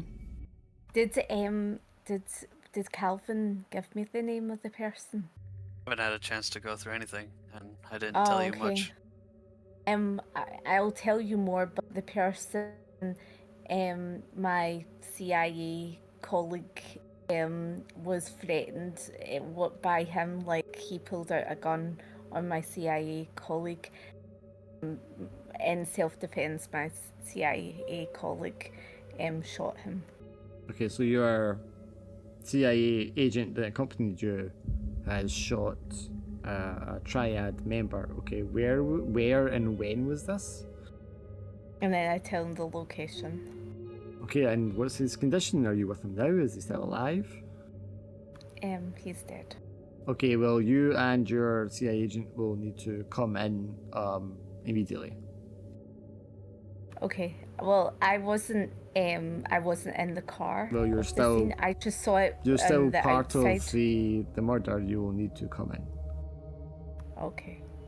And your CIA agent, he will need to come in as well, and then we will contact the CIA once he comes into the station. Is that understood? That's understood, sir. Okay, where are you right now? In what branch? We're in the morgue. We're investigating something in the morgue. So the medical examiner's office. Okay, well, Yes. we'll come into the trade department building, Okay. and I'll have someone meet you at the front desk. Okay. Thank you, sir. What's your name? They won't give you their name because that's not what happens. All right. Okay. Calvin, I Yeah. speak to Gal, and we have to go to MI6 Why do we have to go to MI6? because I've told them about what happened. Why? Well, we had to tell them what happened because everything that we have to tell the situation, and especially when it's triads involved, it's a difficult situation, and we have to go No. through it. I get that part, but remember that you have a mole, Oh, I understand that. but you still reported? But we need to still go in and speak to. We need to I was- speak to them. I was going to report it to my superiors when we had a little bit more to go on, but we can't. You gotta be very careful about how much you tell MI6, because MI6 here is. Well, not just You know- that, but I mean, you will be very well aware, Tom, that you have literally just committed murder Yeah. and all that entails. And, you know, it doesn't matter that you're a CIA agent, you're still under the laws of the land. You're not even supposed to have a gun here. That's fair, I suppose. Now, you might assume that the CIA or the government may help you out if they can, but I mean, it's very much, you know, if you get discovered, kind of, that's on you. That's your fault. Yeah, no, I mean, I could have gotten away with it if she hadn't reported. I know that. Yeah, okay. I'm just I saying, wanted like, so much for you to say you would have got away with it if it wasn't for those meddling kids. yeah, I mean, just like you, Tom, will be very aware of the legal situation surrounding all that, let alone anything else about leaks and triads and all the rest of it. Yeah. It's gonna be a whole thing. It's gonna delay the investigation. Alright. Well, I guess we gotta go to MI6 station. At the medical examiners right now, he's wanting to do that first, or you want to leave again right now, or what's happening? I would like to go to the medical examiners. Yeah, let's do the medical examiners and then Okay, James, you go in, you go up to the desk, because that's who they're expecting. They have your name there, and they said, oh yeah, Mr. Sue called ahead. He said you might be coming in. One moment, please. The person that's behind the desk gets like a clipboard and a file, and says, oh yeah, the body parts. Yeah, of course, right this way. Takes you down a hall, into the cold part of the morgue, past the room you were in previously, where the incident happened, with the shooting of the fleshy thing, and all the rest of it, down to a different section. This is clearly a different person that's working at the night. They take you in there, and they don't open up one of the trays. They just go to like a box that's in the corner and take it over and start pulling out these different bags. And you can see one has a head in it, one has a torso in it, one has a foot in it, one has like an arm and a hand in it. We started pulling out the first of these about a week ago. wasn't until earlier today that we pieced it together, as you might say. It seems to be from the same individual, going by some of the testing that we did.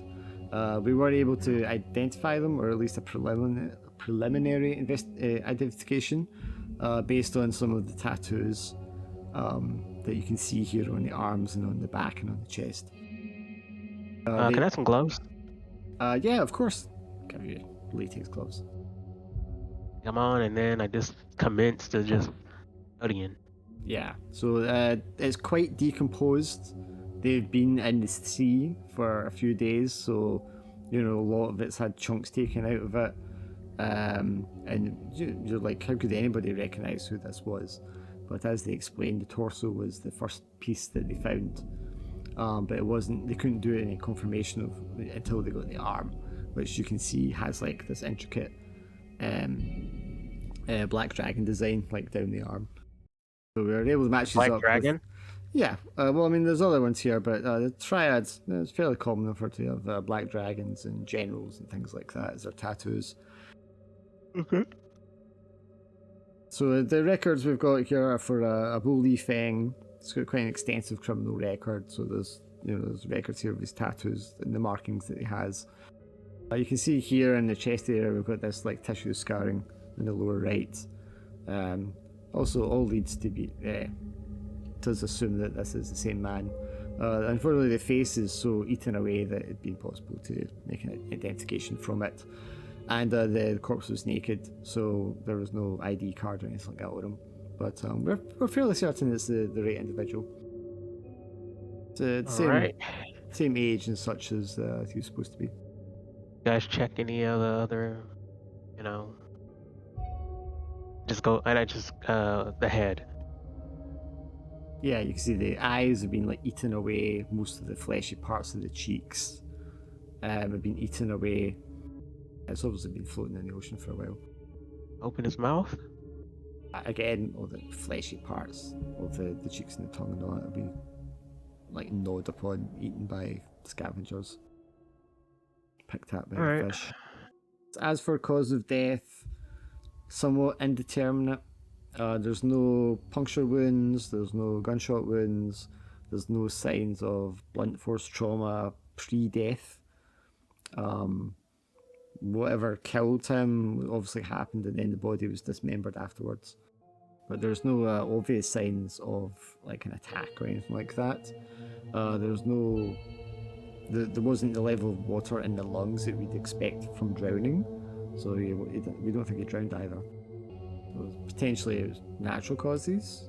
Could perhaps be a heart attack, a stroke, anything like that. We just don't know yet. Well, the scary thing is that, being cut up and thrown in there, it's not natural causes, just, No, of course they've obviously been trying to dispose of the body for one reason or another, but given if he was in fact a triad member, it's not unheard of. But, the lack of puncture wounds or shotgun wounds or any kind of assault is a little odd. Usually it's quite clearly a sign of an execution, but this doesn't really seem to be the case. Or anything else besides the body parts, or? Alright. There was a watch attached to the arm that we recovered, and he pulls out the watch, and it looks very similar to the watch that Kolchak had. Alright, take the watch and I just around, I look at the back, if there's any like little print of like button. It does pop open, and it has the same like decode apparatus affixed internally that Kolchak's had, so that when you would turn the time, it alternates like the logic gate on it. So clearly he also had this for encoding or decoding messages. Interesting. Right, so that's it, just the watch and parts. That is it, Jim. Alright then, you guys still need this watch? They would keep the watch, yes. It would be handed over to the next of kin if there's any to claim. Gotcha. And give it back to them. Am I still on my way there, or am Right. You probably arrive sort of when they're like midway through looking at the body. So when you walk in, Mark, the place is like silent. You know, just the lights on inside. You go inside, there's no one at the desk. And you're just kind of like standing in the hallway, quiet and alone. And you hear a clop, clop, clop of like feet walking along the tiled floor. And then a slight squeak as someone turns. And you see the attendant with the clipboard turning the corner. He like stops for a second when he sees you. Hello, I'm looking for my colleagues. I believe they're already here. Oh, of course. Could I take your name, sir? Yes, it's Mark Ballard. Mark, okay. Yes, your colleagues are down this way. He takes you back down Thank the you. hall. And then you see them standing in the morgue around the body. Or the remains, I should say. Do you notice anything about the body? Yeah, do I recognize the person? Does he look like the Li It's- Feng that... I mean, it's body parts. It's decomposed. It's eaten by scavengers over several days and washed around in the ocean. It's very hard to like recognize it. You can give me a 2 dice investigation roll though, because you are keen-eyed. Sure. I mean, Tom can do the same because he also saw him. Ooh. I think Mark. Yeah, I mean, you're both pretty certain it's him. Mark, you're very certain it's him with the tattoos on the arm, because you got a glimpse of the tattoo on the arm. But yeah, and like the size and stuff, I mean, it does look like it could easily be him. As far as you're able to tell with this kind of state of decomposition and such. But of course, they're saying the body parts were first picked up just over a week ago. You saw him yesterday, or earlier that day. Can't be.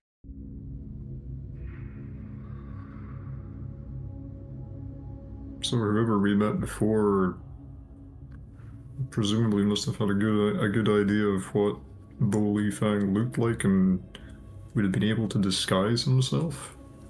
Although it begs the question that if that wasn't Bo Li Fang, then who was it? So what do you want to do now? Or what are your thoughts just now? Well, I think taking photos of it would, like Yeah, you should the take photos of it, tattoos and yes. stuff. Yeah. Booked somebody claiming to be Bowling Fang. Who was the person that found the body? I It's can ask Harbour that, Patrol. can't Yeah, and more than one person found it because it was found at different times, different days, in different locations Okay. in the bay. So it wasn't just one Who person was- that found all the parts. Who was the police? They'll have the names on the officer? record, who they are. Yeah. Okay, so just take those names, take a photo as well. That. Would I still be able to get the details I requested of Quan Yin Chung? I mean, I don't know how I would receive those because I was like requesting them from Control directly. So I mean, would they be like mailed to me? You would expect like a courier or someone to come and give them to you, Right. Yeah. or leave them yeah. at your hotel room. But probably because of the nature of it, they probably give you it in person. Because I feel like the best lead we've got at the moment is to look at who Quan Yin Chung is. I mean, if that's who the man who assumed Bo Li Feng's identity is interested in, then clearly this is someone that matters in a big way. Also, the watch, the cipher and that, would that, or the encoding mechanism, would that give us any details on the cipher that we don't already have, or would we need to like analyze it? If it's potentially able to decipher it to produce a different message, a different setting, then perhaps. But I mean, you did decipher the whole thing that you got. Oh yeah, so it did, yeah. At least stuck. Slightly. Just putting in chat what the points were they had before. It was like 1 in the morning, or just after 1 in the morning. You've got these body parts, this ID. What do you just want to do? Well, You just want to tell Sorry, them no. about what you saw? yes, that's probably. Yeah, we tracked Chin to his house, but like almost immediately he left and we followed him to this I'll say the hotel's name, where they were having some sort of party. We managed to kind of talk our way inside of it, but obviously we didn't have invitations. And we saw Chin sit at a table with a woman that we later heard her name was Lucy Mann? Lucy Min? Lucy Man, yeah. Yeah, Lucy Mann. And they locked the doors whenever they brought out this, it looked like a shrine to someone called Tin Hao. It's some sort of goddess of the sea, I guess. And they were like lining up to offer up little trinkets, I guess. Some sort of like, ritual worship, I guess. But me and Suki saw the bartender tried to leave, and whenever we tried to follow, because we knew that James Chin would have recognized us if we stuck around, we were caught by the security, and we had to fight our way out. There's a possibility that James Chin doesn't know that we were there. There's a possibility that we weren't specifically identified or made, but it's a strong chance. Yeah, And and then basically there was a wee bit of a kerfuffle because the taxi driver was tailing us, and you can see what's called, and I think he pulled out the gun, didn't he, on you, and then you pulled out your gun in self-defense because he was about to shoot you, and then was he dead, the person? So I'm slumped. Hello? trying to get more information because he was working for them, but I snapped a couple pictures. He definitely has a tattoo similar to that. I'll point at the arm. Yeah, but he tried to pull a gun on me, and I was faster. So it was a bad night all around. Yeah, I mean, I think the world is not going to miss another Triad member. The only thing is whether this will put them on some kind of alert if one of their own has been bumped off. Yeah, I think I've made a mistake as well. I contacted MI6 because I thought it would maybe alleviate the situation, but now thinking about it was a bit of a bad judgment, and they're pulling me and Calvin in to have a discussion around what happened. Yeah, well, yeah, it's unfortunate, but what's done is done. I mean, you didn't give them anything unduly. You were investigating a lead. You encountered a hostile gang member, and in the course of the altercation, shot and killed him. I mean, it's unfortunate, but it is what it is, basically. So, I mean, Tom, you would know the typical thing for CIA when that happens is you would report in to CIA or the embassy for the States, and they would ship you out of the country before the cops could speak to you. And you would never return, and that would basically be standard procedure for that. Yeah, that's fair. Next week, new character. Hell. I'm so sorry. Yeah, it is what it is. Why? On the upside, if you need a new character, stress reset. Yes, that's it. I would not let you We'll see. set the stress in a new character. Yeah, Why I don't not? think that would work, no. You cruel. That's fair though. Yeah, I mean, if you guys need to go in, then fair enough, then it can be helped. But I don't know, one thing that was just rattling around in my head was that if the Triad the Sun Yi triad, I believe it was, are the Black Dragons. Perhaps there is another syndicate that have red dragon tattoos. Perhaps the Red Dragon is like another gang. Maybe. I mean, we don't even know. I mean, what do we know about Red Dragon? Other than he was mentioned. Virtually nothing. Or, Yeah. Let me we've look seen at the Red Dragon character. file. Yeah, it's Yeah. empty. Damn, this shit's still empty. You can add something to it if you think there's something, but I was like, do they have anything concrete? I was like, no. Yeah. I'm just. We don't even from, have like. Yeah, we don't even have like the context of if it's a person or an organization. We just heard it mentioned a couple times, and that's it. Or a weapon. It was initially. Yeah, suspected yeah, it was that too. referenced a weapon. Yeah, I mean, until now, I've just been like assuming maybe the Red Dragon is one person, but just thinking, what if it could be a group of people? Although I guess as well, it could also be a weapon. I don't know. That's probably a thought for another day, I guess. Well, I mean, Kolchak's message does say, Red Dragon sleeps. That's what you have.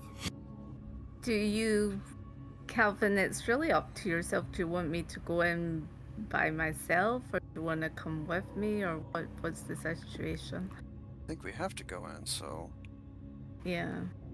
You don't have to do anything. You are an agent. You do what you think you need to do.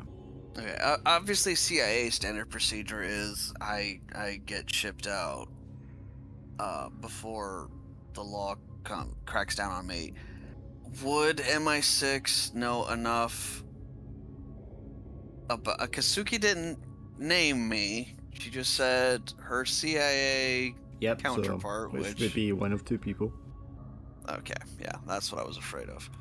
Maybe one thing, perhaps, I don't know, before you guys go in, would it be possible to request the CIA file on Lucy Mann? I mean, I'm thinking, like, if we go through MI6, that could tip off James Chin, but, maybe the CIA might be able to pull details of Lucy Mann without alerting him.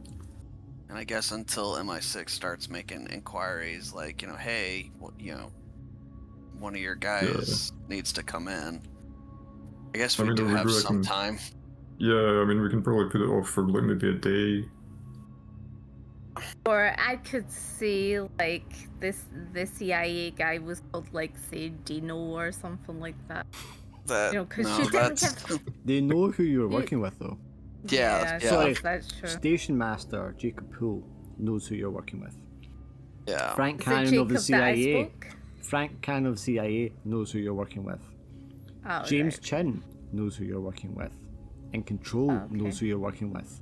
Other members of MI6 Right. would not know. Yeah. So we have time until the people that do know who you're working with start like asking the serious questions. Yeah. And one I of guess. them you just saw going to a weird meeting. This is also very true. Yeah, so we could argue that there was the sensitive nature of what we found. There's no certainty that you would get into trouble with the murder, right? I mean, obviously, No, the process would do that.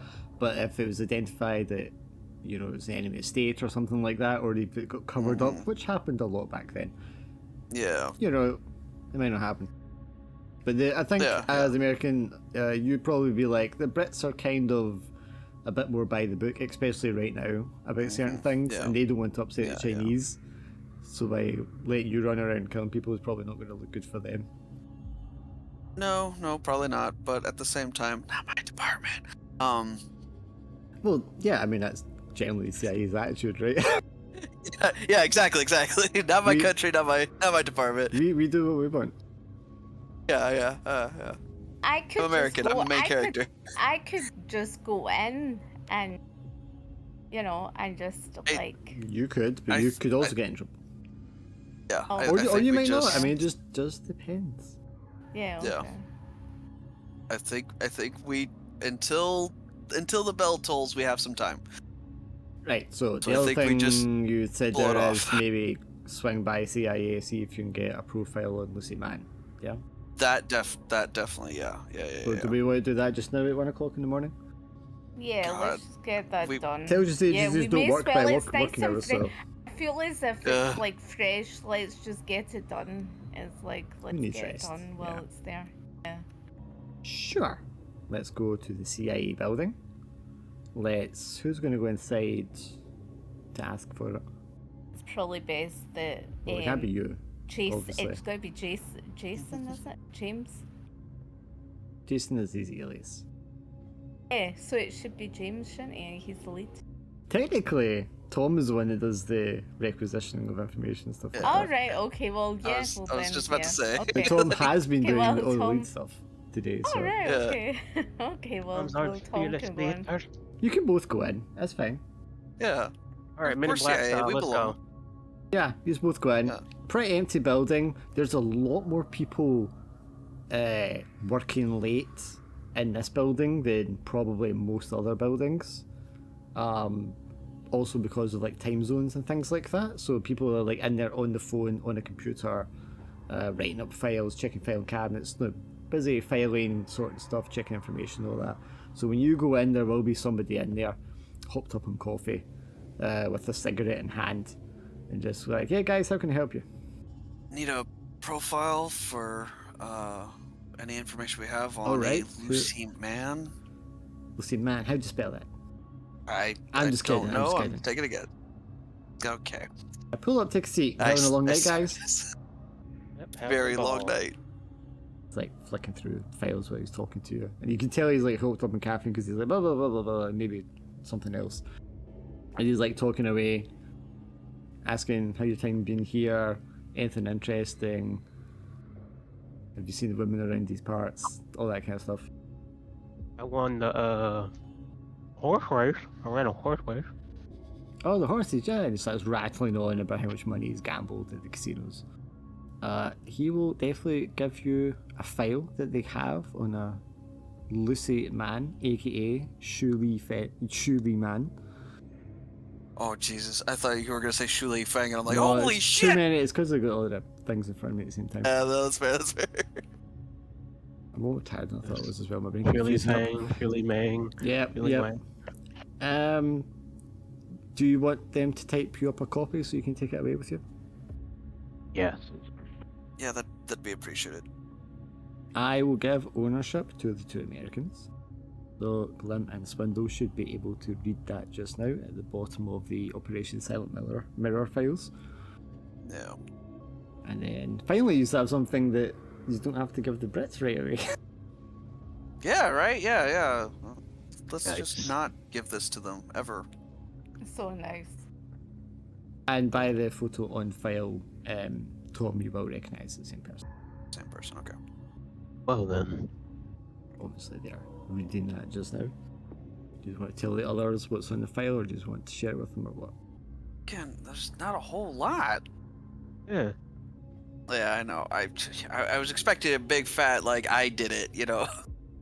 I was expecting an orgy of evidence. Evil monster maker. Her father was Yeah. a mad scientist. Yeah, for sure. All right, let's look for Yeah. buzzwords. Left college and joined a cult, you know. Quickly murdered, 50 Calling people. territories, but said it was a resident mansion house of Sin. Oh my god, all these words. This is probably like a far fetched. Is that village that she's from, or like the reservoir? Is that like close to the village that we went No. to when we found If Kolchak? we look at the maps, and if you look at Hong Kong area modern map, you can see Lantau Island is a big island to the left, to the west of Hong Kong Island. Okay, I see. Okay, Oh. I see. Now that's a modern one, so there's like, you can see an airport that's been raised from the ocean on one side of it. Right now, Lantau Island is basically deserted. Very, very sparsely populated with just a few like fishing villages spaced out. It's course. mostly forests in hills, mountains. Very little else there. It isn't until like the 90s before they start building anything there. Yeah. Well. Okay. Yeah. Not much to. I mean, it definitely has a lead. Just visit her house. Oh, okay. I missed the part where it said her village was destroyed to create the reservoir. Okay. Yeah, we could go ahead and just share this with the Brits. Okay. It's really Sharing. there's really not a Oh, whole that's lot. kinda nice. Yeah, huh? Okay, should be there. Of for how you're everyone. like, yeah, huh? Squeaky clean, naturally. Well, I mean, the fact that they have a file on her at all means that she's somebody that somebody took the time to type up. But yeah, nothing that hints at her being a fucking cult leader. Except what you saw. Yeah. So obviously someone who has her fingers in a lot of pies. Yeah. Trading house, industries, indigenous representative board, hospital, children's, women and children's charity, other hospital Matheson group. Trading House in Hong Kong Industries. I mean, you guys know trade stuff, especially Yeah. James. Those are two major, like, trading conglomerates, business conglomerates in Hong Kong this time. She's too squeaky clean, isn't she? Well, yeah, of course. That's have to be if you're running a Cthulhu cult. Yeah. Suki, you would know, being from the area, Tin Hao is a goddess that many fishing villages and rural people pay respect to. Because it's the kind of person like fishermen or sailors would pay respect to before they go on a voyage to protect them from bad weather and stuff like that. Quite a popular. You can think of the way a lot of people kind of worship a particular saint. It's that kind of worship. Yeah, so what are you thinking? What do you want to do? Well, should I not check in with them then? The MI6, should I not check in with Should I just not check in with them and we just wait until they call us? Yeah, that's. I mean, Is that what's we gonna went- happen? Yeah. Yeah, I think that's just gonna have to be how it be. But is that Yeah, not gonna 'cause make if- is that not gonna make the situation look Oh, definitely. worse though? Yeah. Quite possibly, but we To maybe could compare- argue. We could argue that the dirt we have on James' chin Yeah. warrants our behavior. What I the- mean, it Yeah. might not get us out of. What the? Yeah. Which Dodge, but, compelling yeah. evidence is that you want to produce? I have to confer Eyewitness. with Mark for a second. Ask him and know about what he thinks the best situation That's definitely is alive since still. he's my lead. Eyewitness. Yeah. So I need to kind of like confer with him about the whole situation. So what do you think? Do you think I should go in as protocol? Or do you think I should just ignore it until they contact? Or what would you do, Mark? Well, I mean, I think you could certainly put it off for at least another day or so. You know, I feel like if there's anything that you feel like you want to check out before you go in, then we could certainly stall for a while. Yeah. It was just because it sounded quite urgent on the phone when they Yeah. said, like, go in Yeah, right because you away. called in a murder. That's why. Yeah.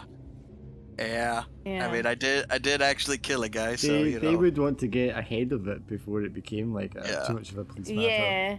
Yeah, well, Yeah. that's how I was That's thinking. that may have and I sailed by kind now. of.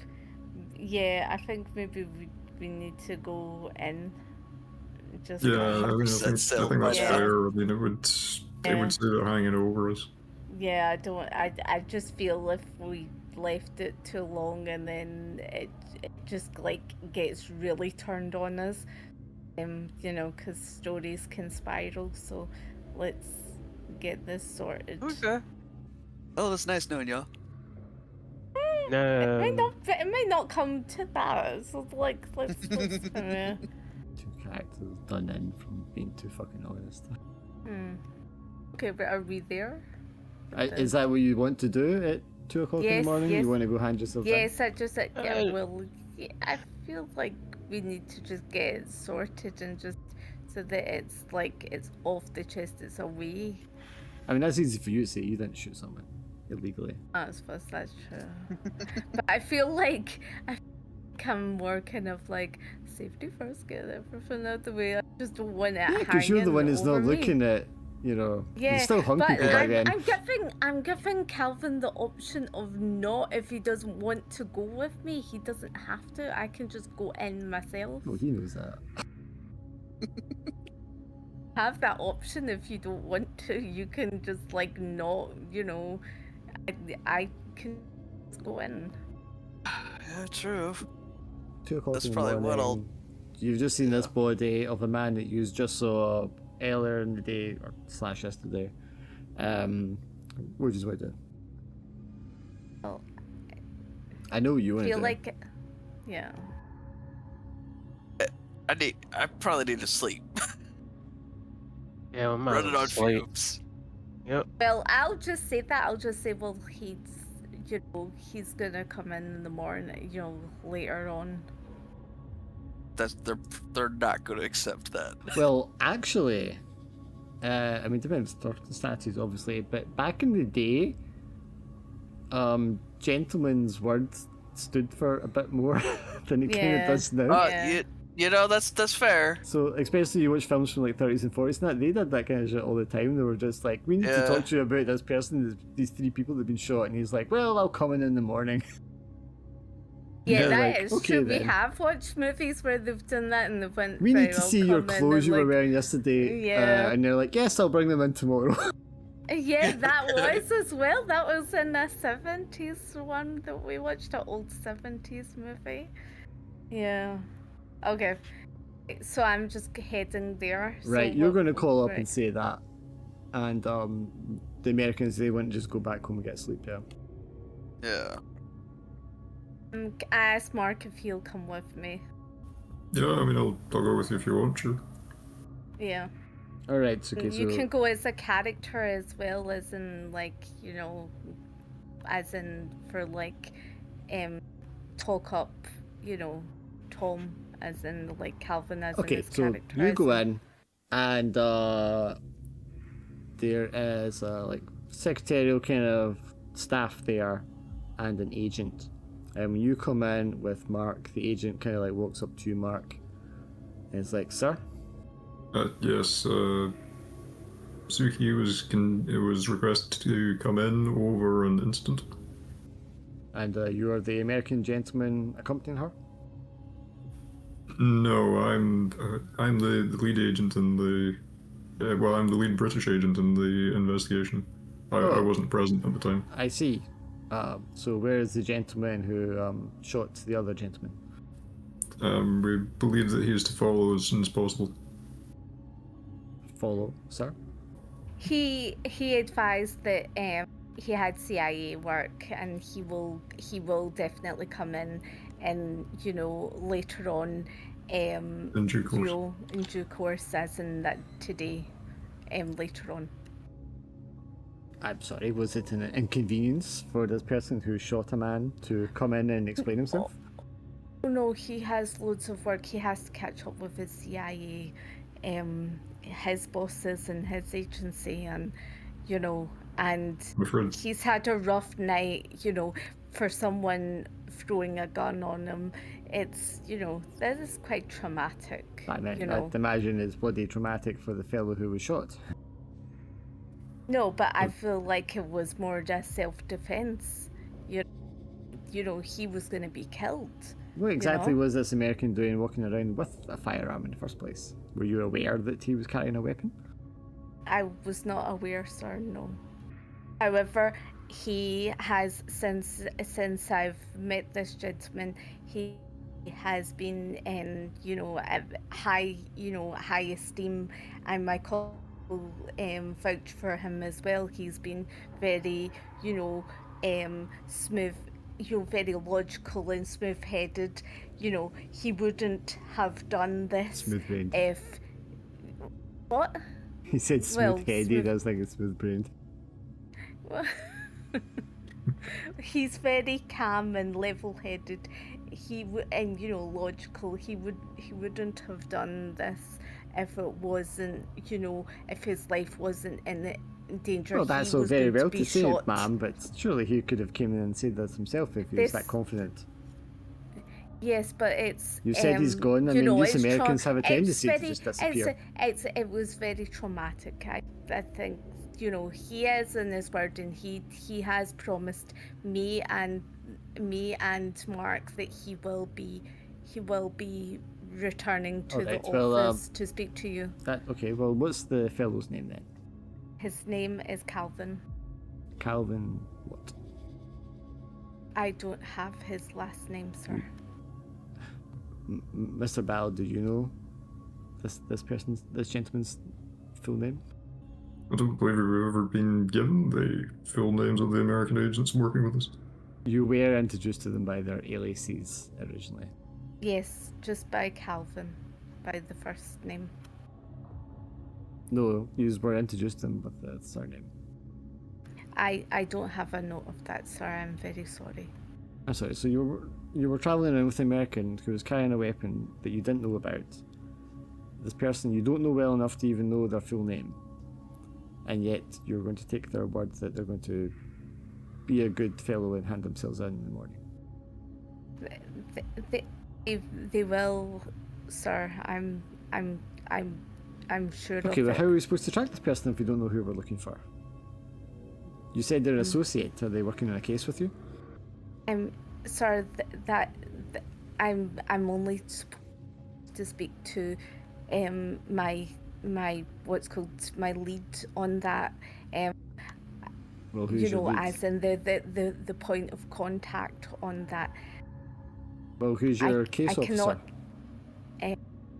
My case officer is 2 seconds. Mark's your case.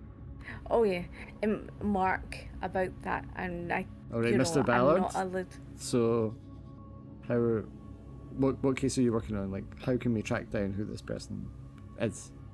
We've been given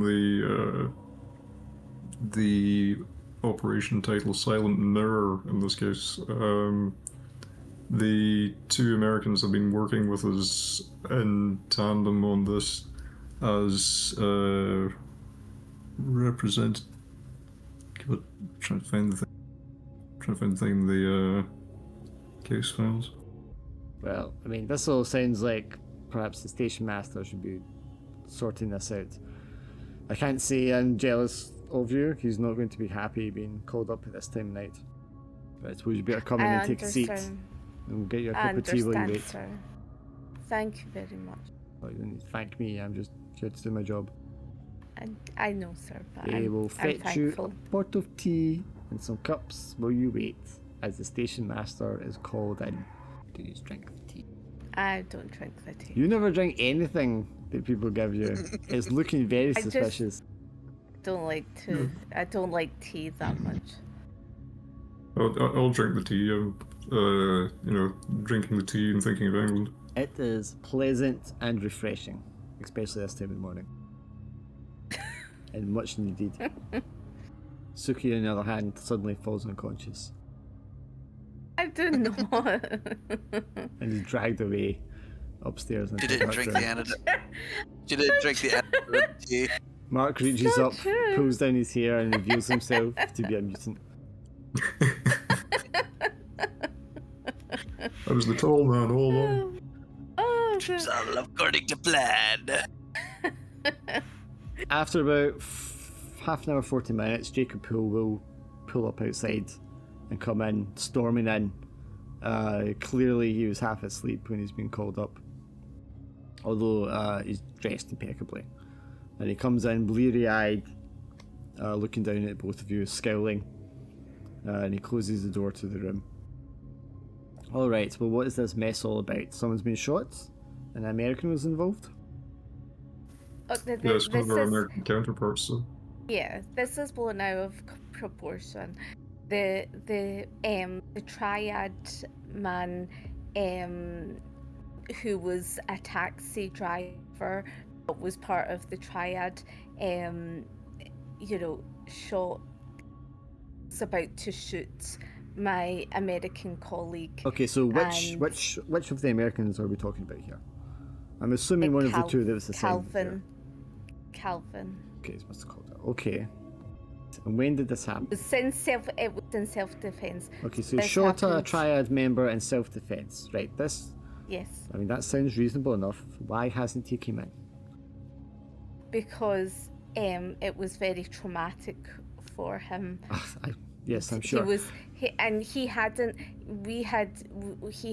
slept, and also he was he found out information that he had to speak to the CIA about. So Has he gone in to the CIA?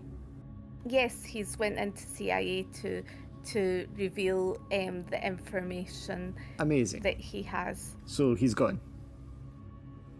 No, he's not gone. You said he went into CIA. If he had shot a man and Yes, gone yes, to but CIA, we were with them when they went to CIA. were you in the CIA building? We weren't in the CIA building, but he came out of the CIA building. So he sits down in a chair now across from the two of you with his elbows on his knees, leaning into you. So your man, having shot someone, took himself into his agency's building.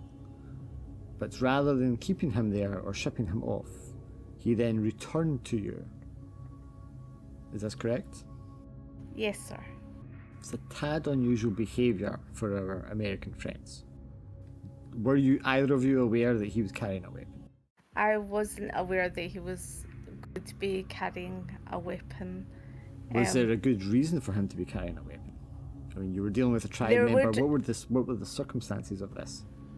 Well, the circumstances of this was, there possibly could be a good reason for the fact that we suspect, we have, the Operation Silent Murder. We have a good reason to think that we may have found our person, as in, Okay, and who we is just this person? needed further investigation. I look to Mark. Mark, would you like to disclose that information? Well, we're currently pursuing the man Boli Feng, sir. We believe that he is the main linchpin of the operation that will lead us to the ones calling the shots in this situation. While he may not have murdered Slater directly, we believe that he is a key connection to the man who did. All right, and what connection does this man that was shot have to that? Well, in the course of our operations, sir, we have been encountering a number of armed triad gang members, and I would assume that our American colleagues have taken to carrying weapons as a precaution against this. Now, I had to sign authorization the other day because the two of you had both requested to carry arms on you. Is this for the same reason? Yes, we are. As we move through the course of our investigation, we have been encountering, as I say, more armed hostiles than we had previously, and we are aware of a stronger possibility of meeting with armed resistance. Right, okay. Well, I mean, this doesn't seem unreasonable given the circumstances. Now, I have to ask you, I know you're answering to control on this, but this criminal element organization, these gangs, whatever, I mean, do they pose a security risk? I would say so, sir. But what would you say, Mark? I'm going by you, Mark. At the moment, they do not seem to pose any risk beyond the expected level you would imagine from an armed gang operating in the territory. Right, But so, I mean, generally then that would fall under the jurisdiction and the responsibilities of the police to handle. We are obviously concerned with security of the state. So, I mean, if these triads, these gangs are not a security concern, I just have to question why we're spending resources investigating them. How does this tie into the murder of Reese Slater?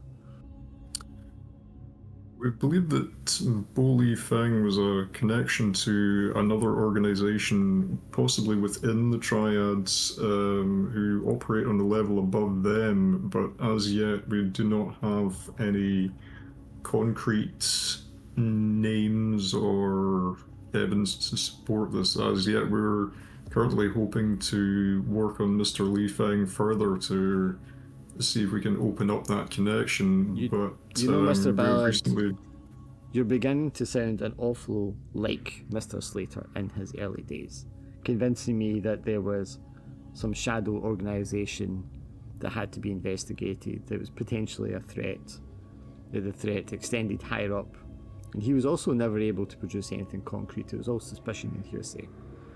And he too had a name that he was chasing after consistently, in the same way that you seem to be chasing after this bully thing. If you'll forgive me, sir, Mr. Slater was a known drug abuser and alcoholic. He may not have been operating to his full capacity, but that is not to say that he was entirely wrong in this case. I realise you have to do your job and fill in the case, but the last thing I want is more agents running around firing shots off in the street because they're getting too involved with street level crime. That has nothing to do with our job here or our operation here, and we're not supposed to be dragged into this kind of mess. It doesn't look good for the agency, it doesn't look good for the government. I understand that as well, but we've had to investigate as well into, there's been a few places where we've went that have been, triad areas, so we, on that point of investigation, it may have not been related to triad. However, we've had to investigate those areas because they have been leads, and unfortunately they been leads in triad areas, and so having having arms in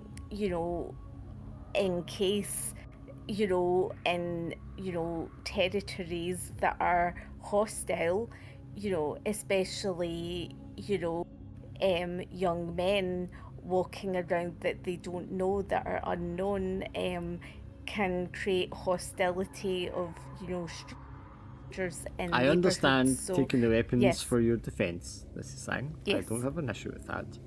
But I'm questioning, much to be I would question, Slater's nebulous investigations about the validity of these targets and the actual security threat that they pose. Now, you've named this individual, what was it, Li Feng? Can't we just bring him in for questioning? Well, we met a man claiming to be Mr. Li Feng, but the actual Mr. Li Feng has, we believe, been recovered dead just within the past. Well, we were only privy to the information that a body of Li Feng was found more than a week before I met a man claiming to be Mr. Li Feng. So, while I believe we do have the lead, there appears to be some discrepancy in who the man actually is. Well, I would suggest that you arrest and bring in this man so we can verify his identification and take it from there. Doesn't that sound reasonable? Entirely, sir. Once it is appropriate to do so, we will apprehend him, but we believe that we may be able to glean more from him by leaving him in the open for the time being. Right, I see. Okay, and what of Slater's boogeyman? The Red Horseman, this has been mentioned to us by the man claiming to be Li Feng, but we don't have a definite candidate for who the boogeyman was, or indeed a definite has there been any indication? Has there been any indication so far that any of these individuals have access to a nuclear device or a chemical weapon? There is anecdotal evidence that there may be some kind of neurotoxin involved in this, because we have seen mutations infecting people. There was Your the incident at the body village. taken away by the Americans previously was distorted in a way that none of us had seen before and does not conform to any known medical science, which may suggest a neurotoxin being used, something that we haven't seen before. Right, well, it's late. I'm going to let both of you go just now. Under caution. Yes, sir. Oh, I understand. I'm not going to take off your firearms for you. I mean, you haven't given us any cause for that. But be extra cautious of where you're going and your activities. Yeah. I will make a call in to I'm Mr. just- Cannon to speak to the CIA directly and see if we can resolve this issue without it going any further. Yes, exactly. Very well. Calvin is he's a good guy. That's neither here nor there, Mrs. Sang. I simply want this to get resolved as quickly as possible. Thank you. Bring in Mr. this Li Fang as soon as possible. Have his Okay. identification verified, validated, before pressing any further. Okay. I'd like to know, Mr. Ballard, if there is any such thing as a Red Horseman, before any more time and resources are spent on this. Is that understood? Understandable, sir. And he gets up and leaves. When we get out of the building, I asked to speak to Mark, in a cafe. At 3 o'clock in the morning. Well, is there something open? I mean, maybe we could just go back and sit in the hotel lobby or something. That's probably. You could sit in a hotel, yeah. Because I was going to say there wouldn't be any legal Yeah. places you can sit at 3 in the morning, probably. Are we at the lobby now? Yeah, sure, you can go there, it's no problem. Okay. Right. Okay. So you didn't mention the James Chen. Neither of us did. Yeah, I mean, we It's probably best, maybe conveying that to Calvin to not mention Li Feng. Yeah, I mean, if there's any chance of James Chin being alerted by us mentioning him to the station master, then we should probably leave that one alone for now. Yeah, that was good work. Not mentioning that. Yeah, I mean, I've tried to only hit the relevant parts. I mean, we were only being asked about the most recent incident with the taxi driver, so try to stick to that as much as possible. Yeah. About 4 o'clock in the morning, Thomas, you're going to get a phone call to your room. Mm-hmm. Ring. Get up and answer it. Caldwell, is that you? Very thick American accent. Yes, who am I speaking with? It's Cannon. Yes, sir. Caldwell, what kind of a dumbass are you? What did I tell you about going around and letting off firearms? Especially after you've already had a very public incident where you called in a squad and had them shooting in public. Yes, sir. The situation unfortunately got out of control. A weapon was pulled on me and I fired in self-defense. Right, I mean that's perfectly reasonable, but why am I hearing about it from the station master of MI6? Don't know why. I mean, I know you're working with the Brits in this, but you're not supposed to, let them know that you're shooting people. Or surely you should be instructing them that they shouldn't be reporting it to their superiors. It puts us in a very awkward position. I did, sir. Well, I mean, what's wrong? Can't you handle a couple of limeys? I didn't think I would actually need to, but I'm beginning to realize that is the case. Alright, well listen, tomorrow morning when you get up, you're going to have to come in and hand in your weapon. I can't have you running around like this anymore. And that goes for James as well. We're almost close to figuring out who killed Reese Slater. I'm going to be honest with Wait, you, Thomas. I don't really give two shits about Reese Slater, okay? This has been done as a favour to the Brits and to try to work out where the leaks are coming from in their agency. You two running around, letting off bullets, and drawing attention is far more damaging than the death of this agent of theirs, as far as I'm concerned. We have suspicions about who the mole might be. Right, well, when you come in tomorrow, we can talk about it, but just make sure they're 9 o'clock sharp, okay? Yes, sir. Right. Click. Hangs up. I think Thomas, on his way back to the bedroom, just kicks a chair over. Roll me a dice. It's the one. Yep, just one. Oh well, never mind. It's fine. What do you mean? You don't want to spend a stress in this superhero day.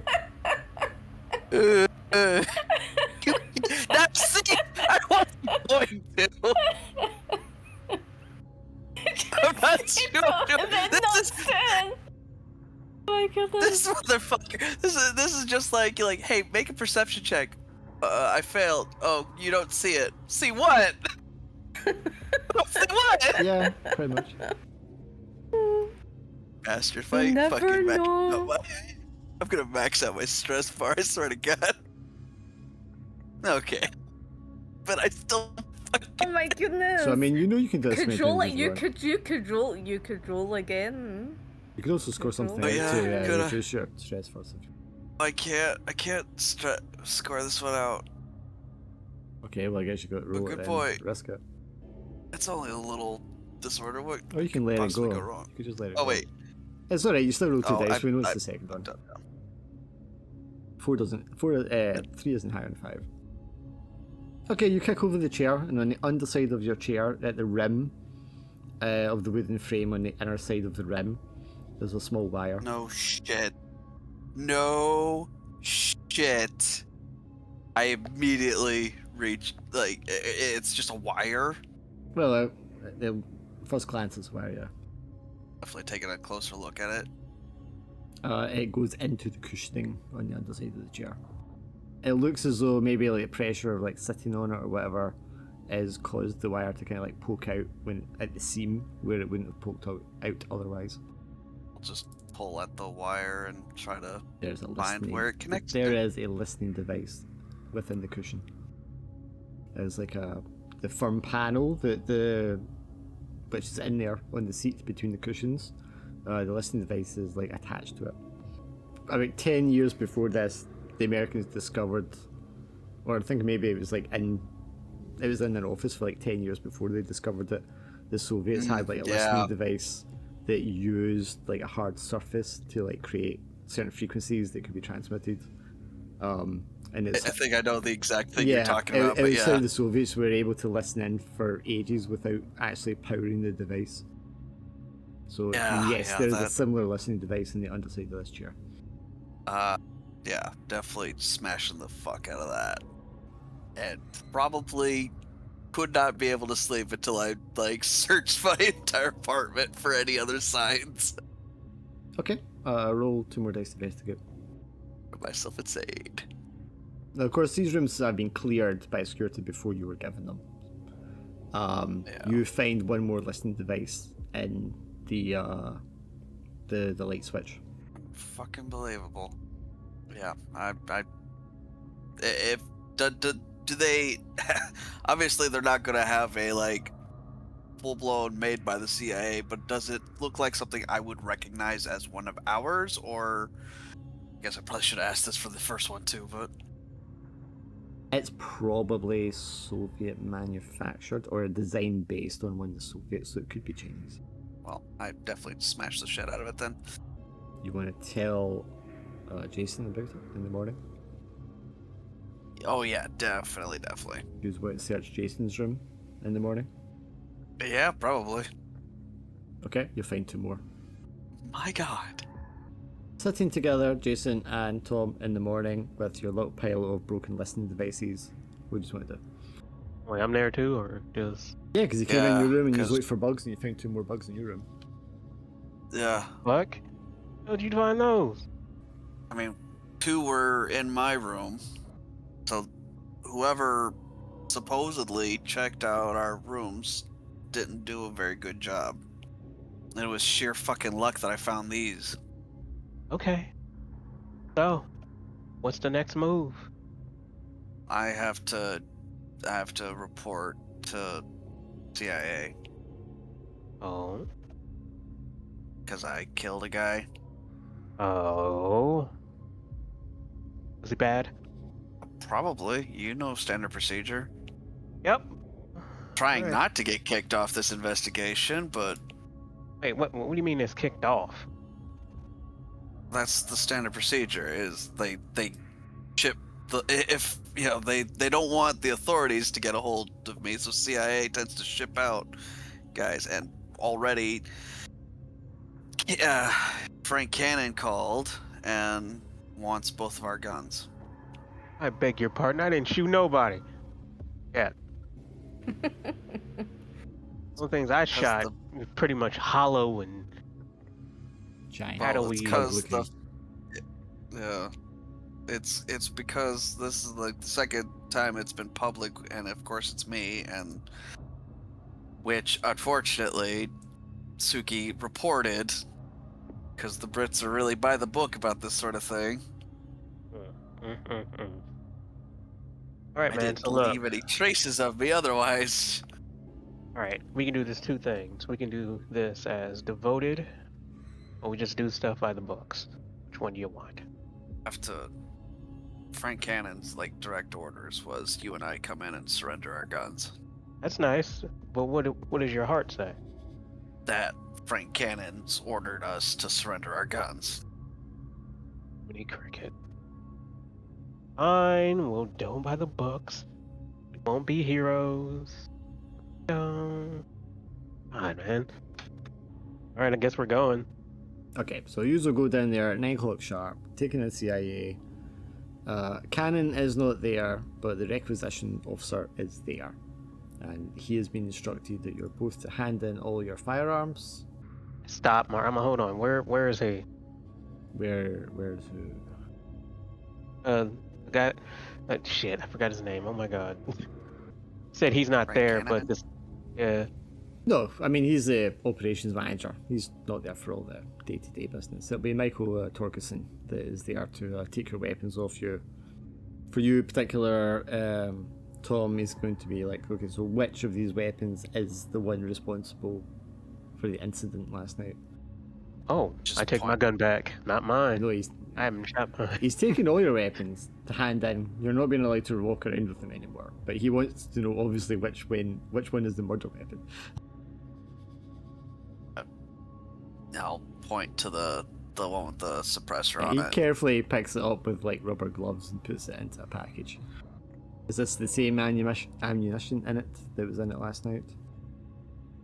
Yes. Okay, is that the jacket you were wearing last night? Yes. Okay, give me your jacket. Hand over my jacket. Was this all the clothes that you wore? Yeah, what did you do with the weapon after you let it off? I holstered it. Okay, so give me your holster. And your shirt, if that's the same shirt. Yeah. I figured that this was probably gonna happen, so I had like my clothes all from the the clothes, night before. yeah, sure. In a bag. Yeah, because he puts all of them in there because they're all Oh. going to have like residue on them. Yeah. I will say though that I did take out the taxi driver's wallet and other stuff Right. out of my Okay. pockets before I handed it over. Okay, so you're not handing that in. Okay, and he will then have Yeah. you write out and sign an affidavit about what happened. I'm sorry. Yeah. Well, no, that's just in case there's prosecution afterwards. There may be a court appearance and such if you're still in the country when that comes about. But they will like put in a lawyer and stuff like that to delay the process, basically, Yeah. until such a time it doesn't matter and you're out of the country anyway. But obviously, if you're taken in by the local authorities anytime before that happens, you will most definitely be going straight to prison until you're heard in trial. Yeah, so let's avoid cops at all times.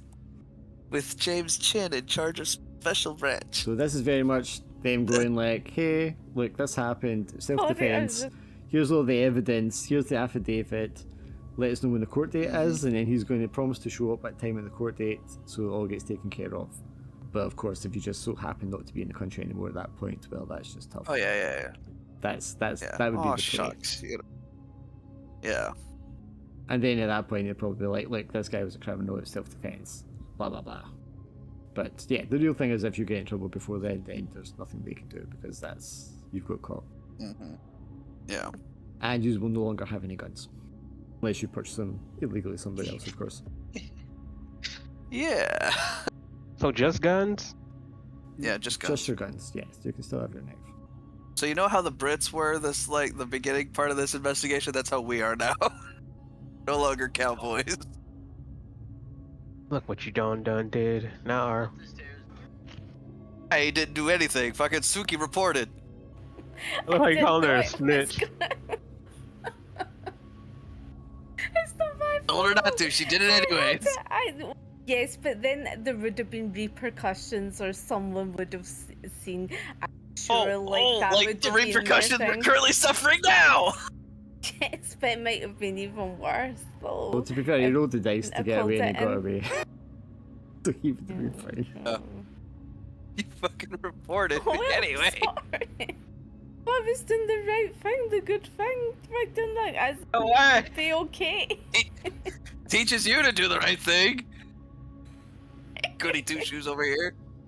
And both agencies also know where you were and what you were doing last night. Yeah. Well, in regards to the...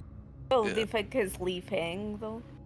Well, and they know he didn't shoot the thing, because that's not what you said.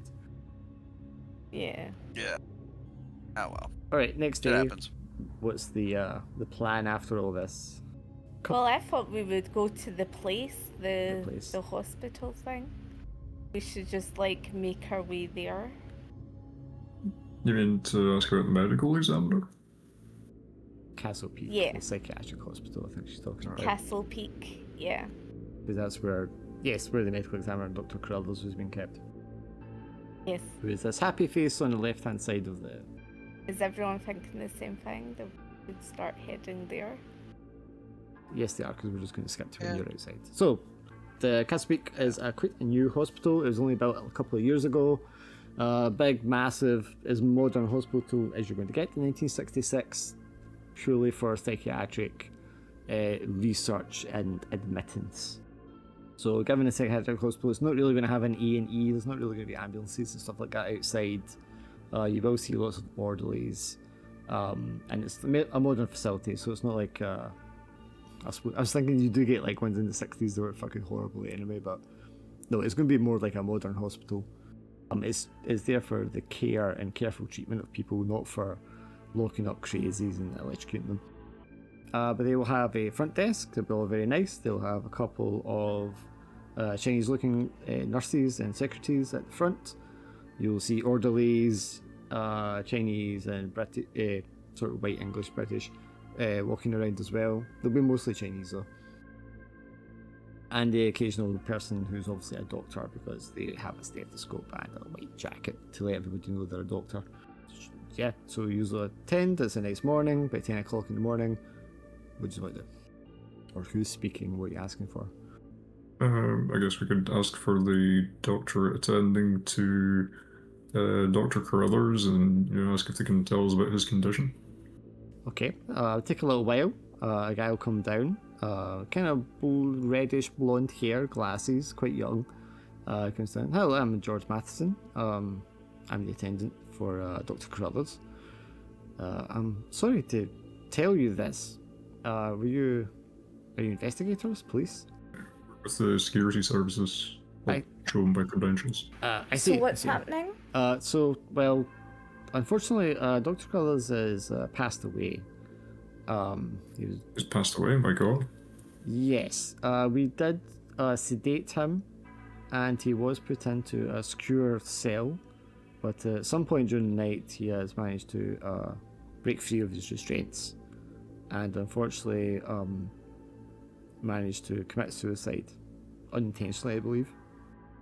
He was suffering severe fits of rage, violent attacks, and he appears to have smashed his head into the doorway several times and managed to cause himself a fatality.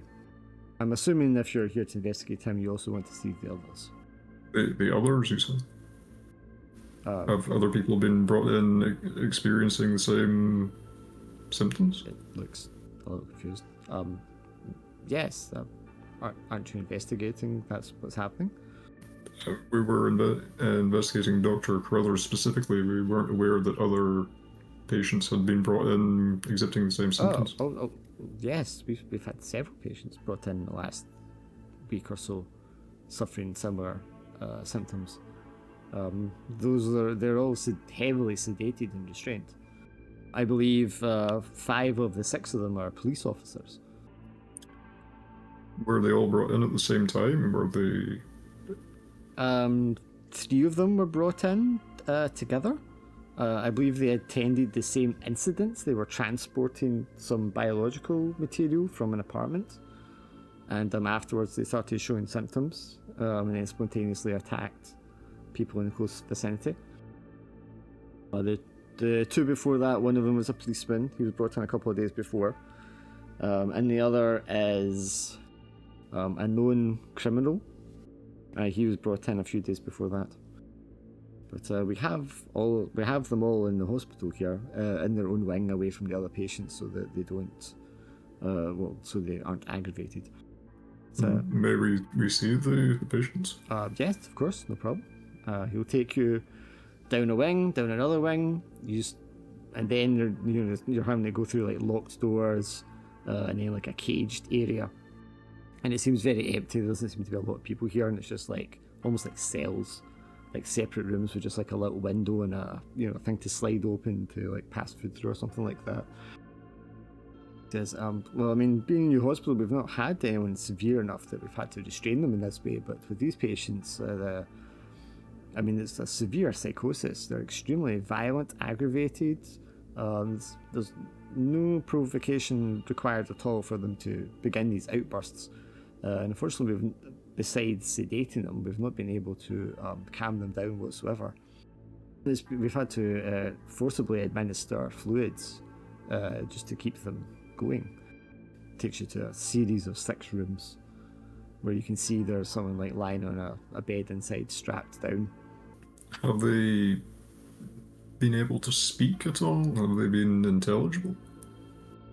Mostly unintelligible. The few words I have been able to make out, they seem to be screaming about demons and dragons and such. Just paranoid delusions. The man who was the criminal, did he have any identifying marks or anything? Or perhaps a tattoo? I'm not sure. I think he does have a tattoo. He has a tattoo on his back between the shoulders. Has it been recorded? Would it be possible to see an image of it, perhaps? There's a just note here for tattoo. It doesn't particularly say. I'll get some orderlies and we can have a look. And he goes away and pulls in a couple of orderlies. They open up the door to the room and they come in. Mr. Cho, are we awake? And he comes up to him and flashes like a little light in his eyes. And the guy immediately he's got like a leather face mask on him. And he's just like, immediately just starts like going off. And you guys just kind of recognize right away that it's similar to like in the villagers that you saw. Just instant aggressiveness. And he has the orderlies turn him over and hold him down while they open up the straitjacket to look at his back. And he has a large tiger tattoo on his back between the shoulder blades. I see, thank you. It's not the particular tattoo I would have expected, but I'll definitely make a note of this. But yes, I mean, as far as I was told when he came in, he was some sort of gang member. Went off and started attacking people in a coffee shop down in Kowloon. He wasn't brought in by the police who were similarly affected by any chance, was he? No. He was brought in with another individual that we're keeping in another wing for observation. He doesn't seem to be suffering the same symptoms, although he is suffering from paranoid delusions and psychosis himself. I see. How is his condition? Is he lucid at all? I mean, I'm not sure how much I can divulge of a patient's condition exactly. course. I mean, you can speak to him if you want. He's quite lucid. I'll turn to the other guys. What do you guys think? Should we try speaking to them, or? Yes, I think so. Okay, so Maybe speak with the patient.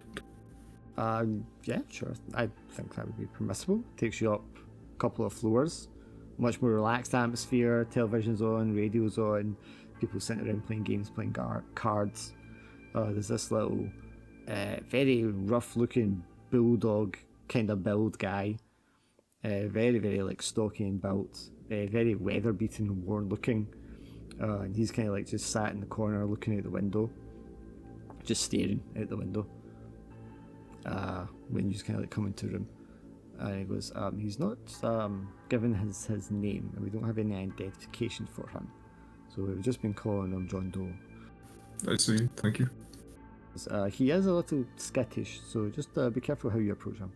Of course. Well, I guess I should probably go try see if I can have a word with the guy. Yeah.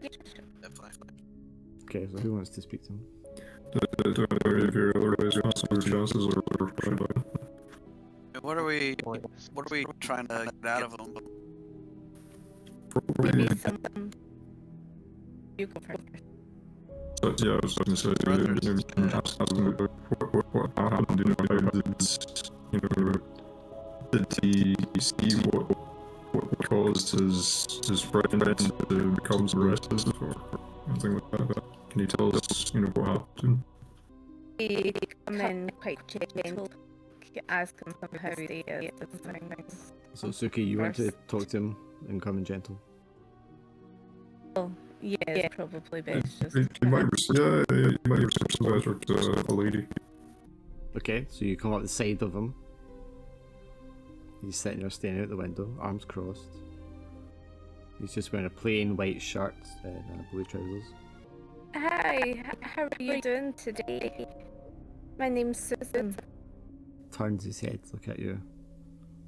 And he just gives you a very look up and down as if he's evaluating you suspiciously. He doesn't say anything. It's not a very good day, dear. Quite chilly. Doesn't say anything, just stares at you. But the birds will be nesting soon, won't they? They'll be, it's that time of the season, Do you like bird watching? He leans over close to you, Tsuki. I'm not talking to anyone, he says, and he has a very... Roll me 2 dice, okay? It was you. You want us roll that with Dark Die?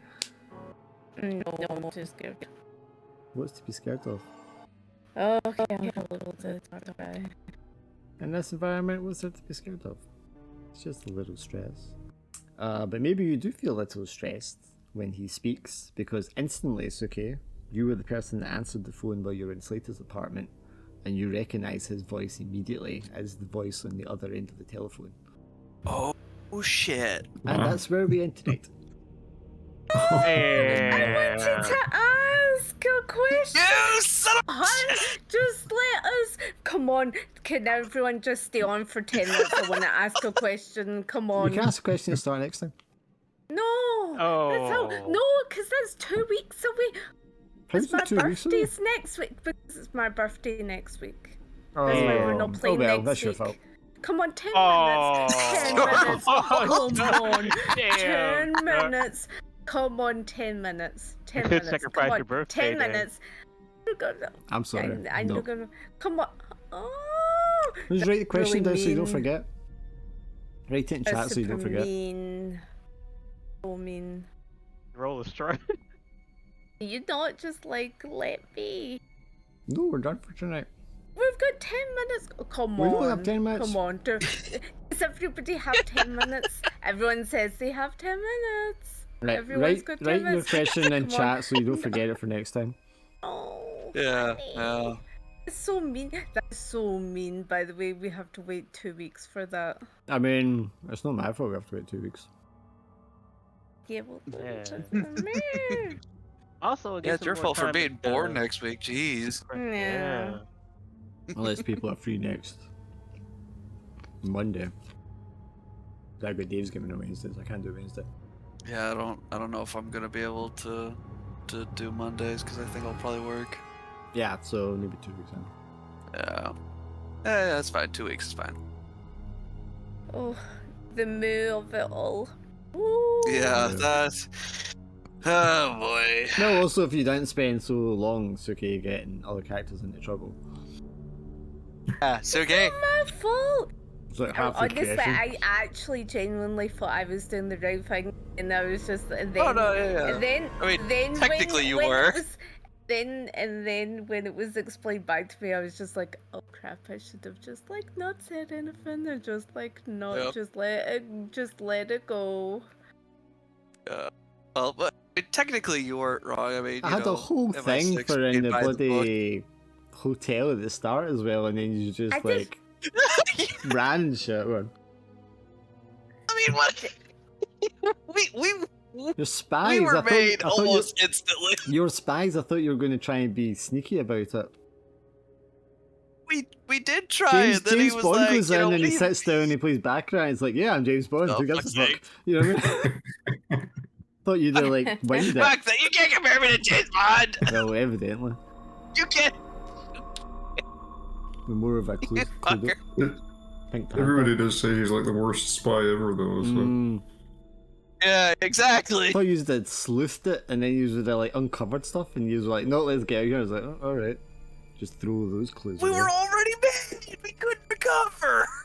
Yeah. So I was absolutely dying to say in the taxi that you should have told the guy to take you to the airport, you know, because that would like totally explain why you were in such a hurry. Just like, oh yeah, our flight's leaving, just take us to the airport quickly. And then when you got there, you could have like lost the taxi driver in the crowd because there would be tons of people. Yeah, Fuck! I wish you hadn't have said that because that's a really Yeah. good fucking idea, and I feel that stupid. was going instead of the baby. Damn it! shower. I'm so bad whenever I'm panicking. I don't think of shit like that. It's okay, you're in the right company And for it it. was so sus when you Yeah, think about I it, when you really think about it, it was so sus that there was a taxi just conveniently there. Well, at it the wasn't conveniently hotel. there. You had to roll randomly for roll that. for it. Yeah, So you obviously literally rolled That for it. was The only true, taxis there That at was that the time. least suspicious. The only taxis there at that time, right, are going to be taxis that party have been using or are that's- dropping off people Yeah. for it. Do you know what I mean? That's fair. That's totally fair. Oh god. Am I going to make matters worse by asking, was it your own car that you took to the party as well? It was. It was somebody's. Ew. It was Was the it car that we mine? were. It was the car we Was were it- given. It was your car? It wasn't even my car because you were the one who Oh was yeah, it driving. was. It was. Yeah, it was the car that we. You well driving, got like yeah. you well got like that I- was a well bad time for Oh, you. then, wasn't yeah. it? No. Oh no. Wait. Okay, that's not all me. Okay, that's not all me. Yes, but that's for James I Channel want to just pull did out the my linkage. perfume. Yeah, I would like to pull out my perfume. Me actively like wrestling with two I was guards. like, Like, okay, you're what are you gonna- doing? Like, okay, you're going to Yes, pull out but your I gun had and say, to. point I at the guy's did. head so they let him go. And you were like, no, I pulled out my perfume. Yes, but I was Well, if thinking anything, we this- would shoot our way out. But Can I give you money? Well, like a money little- has how much Well, money that's can I weird. get you to just fuck off? Yeah. I really should have just went was so like, funny. where's the bathroom? I know. thought you were just going to. I mean, you Sneak up. did. Yeah, that was our our lie that we immediately failed, fumbled. It would have probably alerted James Chin, but you could have always tried the old, whoops, I am incredibly drunk and have come into the wrong party. Yeah. No, you know that probably fucking. There's a lot Stop of being so people smart. there. It makes me sound I dumb. thought you'd have just been kind of like either try to miss his gaze and just act like you were supposed to be there, or you'd have just been like, "Oh, yeah, Mr. Chin, yes, we're also part of this society." I would have let you roll for it. You know that. Yeah. Think of that. Didn't even pop in my head as a possibility till now. Thanks for that. Or just hid behind the pillars or something. Yeah, but like, you know, did what you did. hiding behind the pillars, like that's still pretty sus. Like, you know, either way, we're still visible. The art of misdirection. Yeah. See, this is why the leads go and do this shit, not the support officer. Yes, like Laura said, next week's our birthday, so we won't be playing, so the week after. Yeah, fair enough. Happy birthday. Happy. Oh, No, wait, that's thank bad you. luck. No, it Is it? isn't. Is it bad luck? And happy birthday early, it's a really bad luck. Well, everything to do with birthdays and things like that is bad luck. Apparently, like if you, I think it's like if you have a birthday card like 2 weeks after your birthday, it's really bad luck. So your year is gonna be awful. But this is, I always think this is old wives' tales, isn't it? So. Alright, never mind then. Apologies, Swindle. Ah, But thank you. A Yeah. meteor hits their building. Well, Well, don't do that, because that'll get me as well. guys heard about that? That a meteor hit Ohio? Did it? Yeah. Couldn't have been that big, because Swindle's still here. Hell. what the hell? I didn't say It's it supposed should to be. have. I didn't say it should have been, I just said it couldn't have been that big. Well, it pretty much demolished half of a house. It's hard to feel. You know what? You know what? You know what? Leave us alone. Drac was like, yeah, my brother's been called up to get put out somewhere, and I was like, yeah, Oh goodness. lucky him getting called up to go kill innocent people. Yeah. So anyways, on that cheerful note. Yeah. I thought like, do you know what I thought was really quite scary was you know, what was happening to you guys. How scary was that? Like you keep getting the double entendre. I was just like, oh my goodness, it's getting like this and then this is double happening. entendre means. Okay. No, well, I always Stop get throwing mixed up around with my words you don't know. Okay, the double happenings, we'll just say. I was Yeah. like, Yeah, there you go. In the fake control appearing to me in dreams. I mean, there's nothing strange about that. yeah. Dude, you And it- keep talking to Control, and it's like a different Control every single time. Who is you talking to? I was also thinking like who was even the hotel guy real? You know, that way I was just like, what is he Nah. real, or is he still like dreaming that happened, or you know? No, because then that would have cheapened it if it was like yet another dream. You gotta do a little at a time. Could have been like Inception, isn't it? Was Inception not like a dream of a dream or something? Yes. Yeah, something like but that. The reason Yeah. I would do that. Yeah. Okay. A little does a lot. Yeah. And doing nothing does a whole lot. Do you ever have like one of those dreams and you're just like, you feel as if it was like totally real, and then you wake up and you're like, oh, Oh, yeah. thank God that was not real. Sometimes I Shit, have those dreams and then you're just like, oh, that's quite a scary dream as well. And you're just like, Yeah. oh, thank goodness this If I is wake not up and I've had a real. scary dream, I just like write it down to use in a game. Oh, do You know, okay. that, yeah, Yeah, facts. That sounds right. Yeah. So, YouTube keeps like recommending me videos of like where people have like detuned songs, so you get like a famous piece of music that's like really in like all the wrong key and everything, and then like the comments are always like, this perfectly encapsulates the feeling of fighting in a dream. I saw a really... I'm fortunate enough that... Oh, sorry, go ahead. No, you go. I was just gonna say, I've been fortunate enough that I don't always remember my dreams. Partly because I don't always like write them down and shit like that, although I really should. But yeah, the few times that I've had like a proper lucid dream, there was one time I had such a dream like that even after I had like properly woken up, I was still convinced that the dream was real. So that I was just waking up and Yeah. just like going You had about my day, ones- and then I literally blinked and I was like, wait a second. You What? had the ones where you're in your dream and you realize you're dreaming and you're trying to wake up. Yeah. Do you know how to make yourself wake up in the dream? I've done it enough times now. I know what to do. Is it like Oh, I count don't know. backwards or something? Well, maybe that works. Go up to a mirror in the dream and look at your eyes in the mirror. Instantly just zoop, pulls you out because you look at your eyes and they're all fucked up and you're like, I know I'm dreaming now, and then you go voop and you wake up. I've done Oh, it. that's spooky. I've done it more than once. That man. is spooky. You just go, I need a mirror. Go look at a mirror, and you'll have a mirror, and your eyes will be all like the pupils will be like doubled up or starry or something. It would look very obviously not real. Yeah. And then it's like a rush, and your brain just goes, oh, I'm dreaming now, and like pulls itself out. Have you ever done as Yes. well, like you woke up too fast that you know you can't move? I have done that. That's happened once in my life.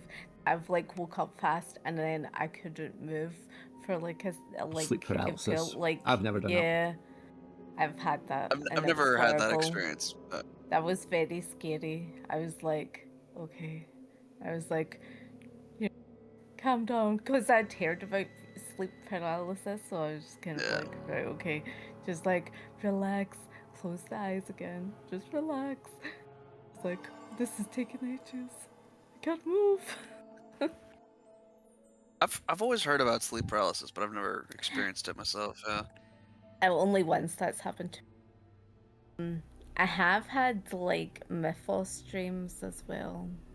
I've had like when we've done games and then if it's been a session and I'm went to sleep and then I'm like, ooh, You're that's too quite easy. scary. Yeah. You haven't had like a tall man telling you to go and look for Mordred by any chance? No, I've not had Well, that. just no. when you're trying to get sleep on and you got the hall light on and the door's open, obviously, when you're in bed, just don't imagine the big tall shadow standing there behind the door. No, I don't have that. Or the big stretch shadow of the hand that is like reaching Yeah. round. Sadly, like I don't have a night light, but I do have like the You're in your whole light 40s, on. you don't need a freaking nightlight. I know, I'm sorry. First okay? of all, back up. No one said there was an age limit of 90s for night lights. I am. I'm dark. saying there's an age limit. I like kill the me. darkness in the night, though, so, you know, Motherfucker, it's, your I name find it is very comfortable. Dark Malice. Of course you like the dark. You were The same, born in actually. it. Hold it. I used to be like, I used to be genuinely afraid of the dark. Of course you Like, well, okay. I had just gotten over it, like, you know, around the time that, you know, other kids got over their fears of the dark. And then, like, my uncle was like, hey, you want to watch this movie with me? It's called The Grudge. And Oh, that's Laura's favorite as well. it literally reignited my fear of the dark into the like such an extent that I was like 15, 16 and I still would get super fucking nervous in the dark until finally I just like sat in a dark room and just forced myself to just sit there. And Yeah, then that's a eventually power now move. it's like now it's my favorite thing to do is just sit in the dark. Laura won't go to bed with all the lights off on her You own. had to counter your fear with you still had to Yeah. feel afraid of the grudge, Wendell. Man, Oh, I have that as well. The fear of the grudge as well. I that don't other one, it is creeps it me called the out now, but Here's the thing. Other one was called Return, or what was the Sarah Michelle Gellar one? that was the grudge. grudge. What was that grudge? Oh, remember this. The only way for her to haunt you is you have to be in that house. Yeah, no, I like I just said, I'm not afraid of her anymore. But whenever I was a kid, I was like 10 years old when I watched it, and it freaked me the fuck out. Oh. But now it's just it creeps me out, but like it's not like genuinely terrifying. Until Nowadays, It did scare me too, but when I found that logic, I'm like, oh, so I just don't go in that house. Yeah. my logic would be, it's just a movie. Yeah. No. Yeah. Well, yeah. This is all made up. My imagination still is kind of, because every now and again I'll just like have this, I'll imagine this feeling of somebody watching me, Yeah. and I feel my anxiety start to peak because of it. But it's just like, yeah, that's been a thing I've had to deal with, like my entire life. Was like, yeah, cool, I could, imagine all these cool stuff, but at the same time I could imagine in vivid detail like these horrifying monsters in the shadows behind me and Yeah. shit like that. Yeah. Like, oh my Boogeyman God. coming.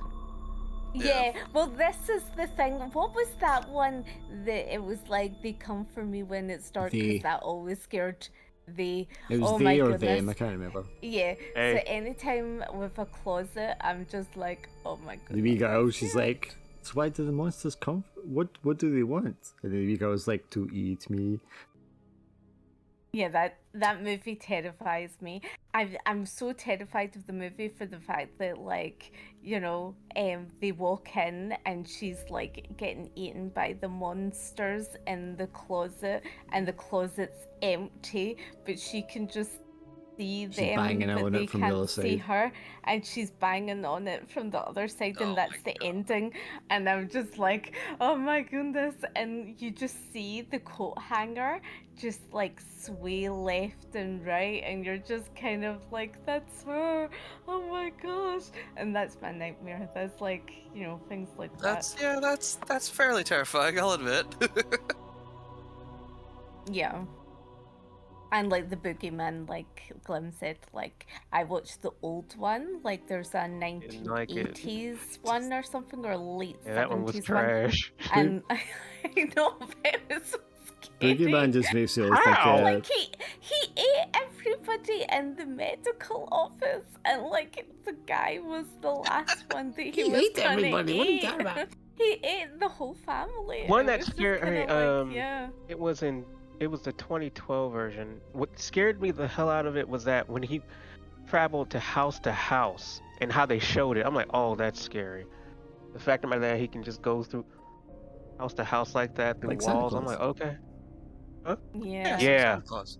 I'm like, oh shit. Boogeyman We got just always Santa makes Claus. me think of The Simpsons, where Marge leaves Homer to look after the kids for like one night, and when she comes back, because Bart's like, Dad, there's a boogeyman, and Homer jumps out of bed, he goes, ah, boogeyman, he runs in. It's like, Lisa, I don't want to alarm you, but there may be a boogeyman or boogeymen in the house. And then when Marge comes back in, he's got the kids like in his like little fort he's made out of furniture, and he's got the shotgun. And he's like holding the door with his shots already. That was amazing.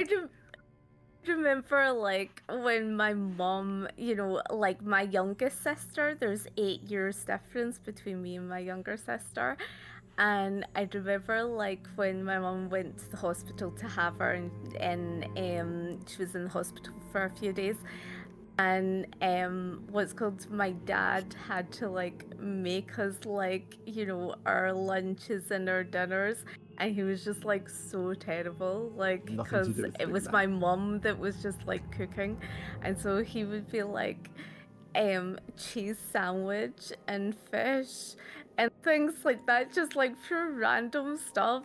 I remember going to the hospital to see like my mum and the baby, my wee sister, and going, Mom, I got like a cheese sandwich and fish for my dinner. Nothing to do with the boogeyman. Well, it's something to do with the boogeyman, because Something all the to do lights with were out you. as well. Is what it was. Well, it wasn't even just that. I was a wee girl, so like I used to give my wee bedtime story and things. My dad didn't do that, and he had the lights out as well. So I would be like, for those few days, I'd have like my flashlight and just be like, Right, okay, tell it to your like, therapist, yeah. jeez. I'm just saying. You're a son, bitch. 20 I was years just I've been a wee listening to girl. stories. Yeah. No, I've been here for years. Don't let her suck you guys into 20 years of it, man. Yeah, right. How dare you? That's so not nice. I never said that was nice. Mm-hmm. Like Not Glim that said, my name's old. Dark Malice, not Nice Malice. Yeah.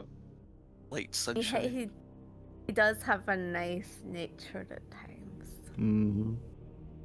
Probably not. Yes, but, I'm well renowned for my lovely nature. That's what people talk Yeah. about me most. Yeah. Why anytime Oh, I tell a that's not- story about our games, I always go, yeah, the guy that runs our game, that asshole. You know.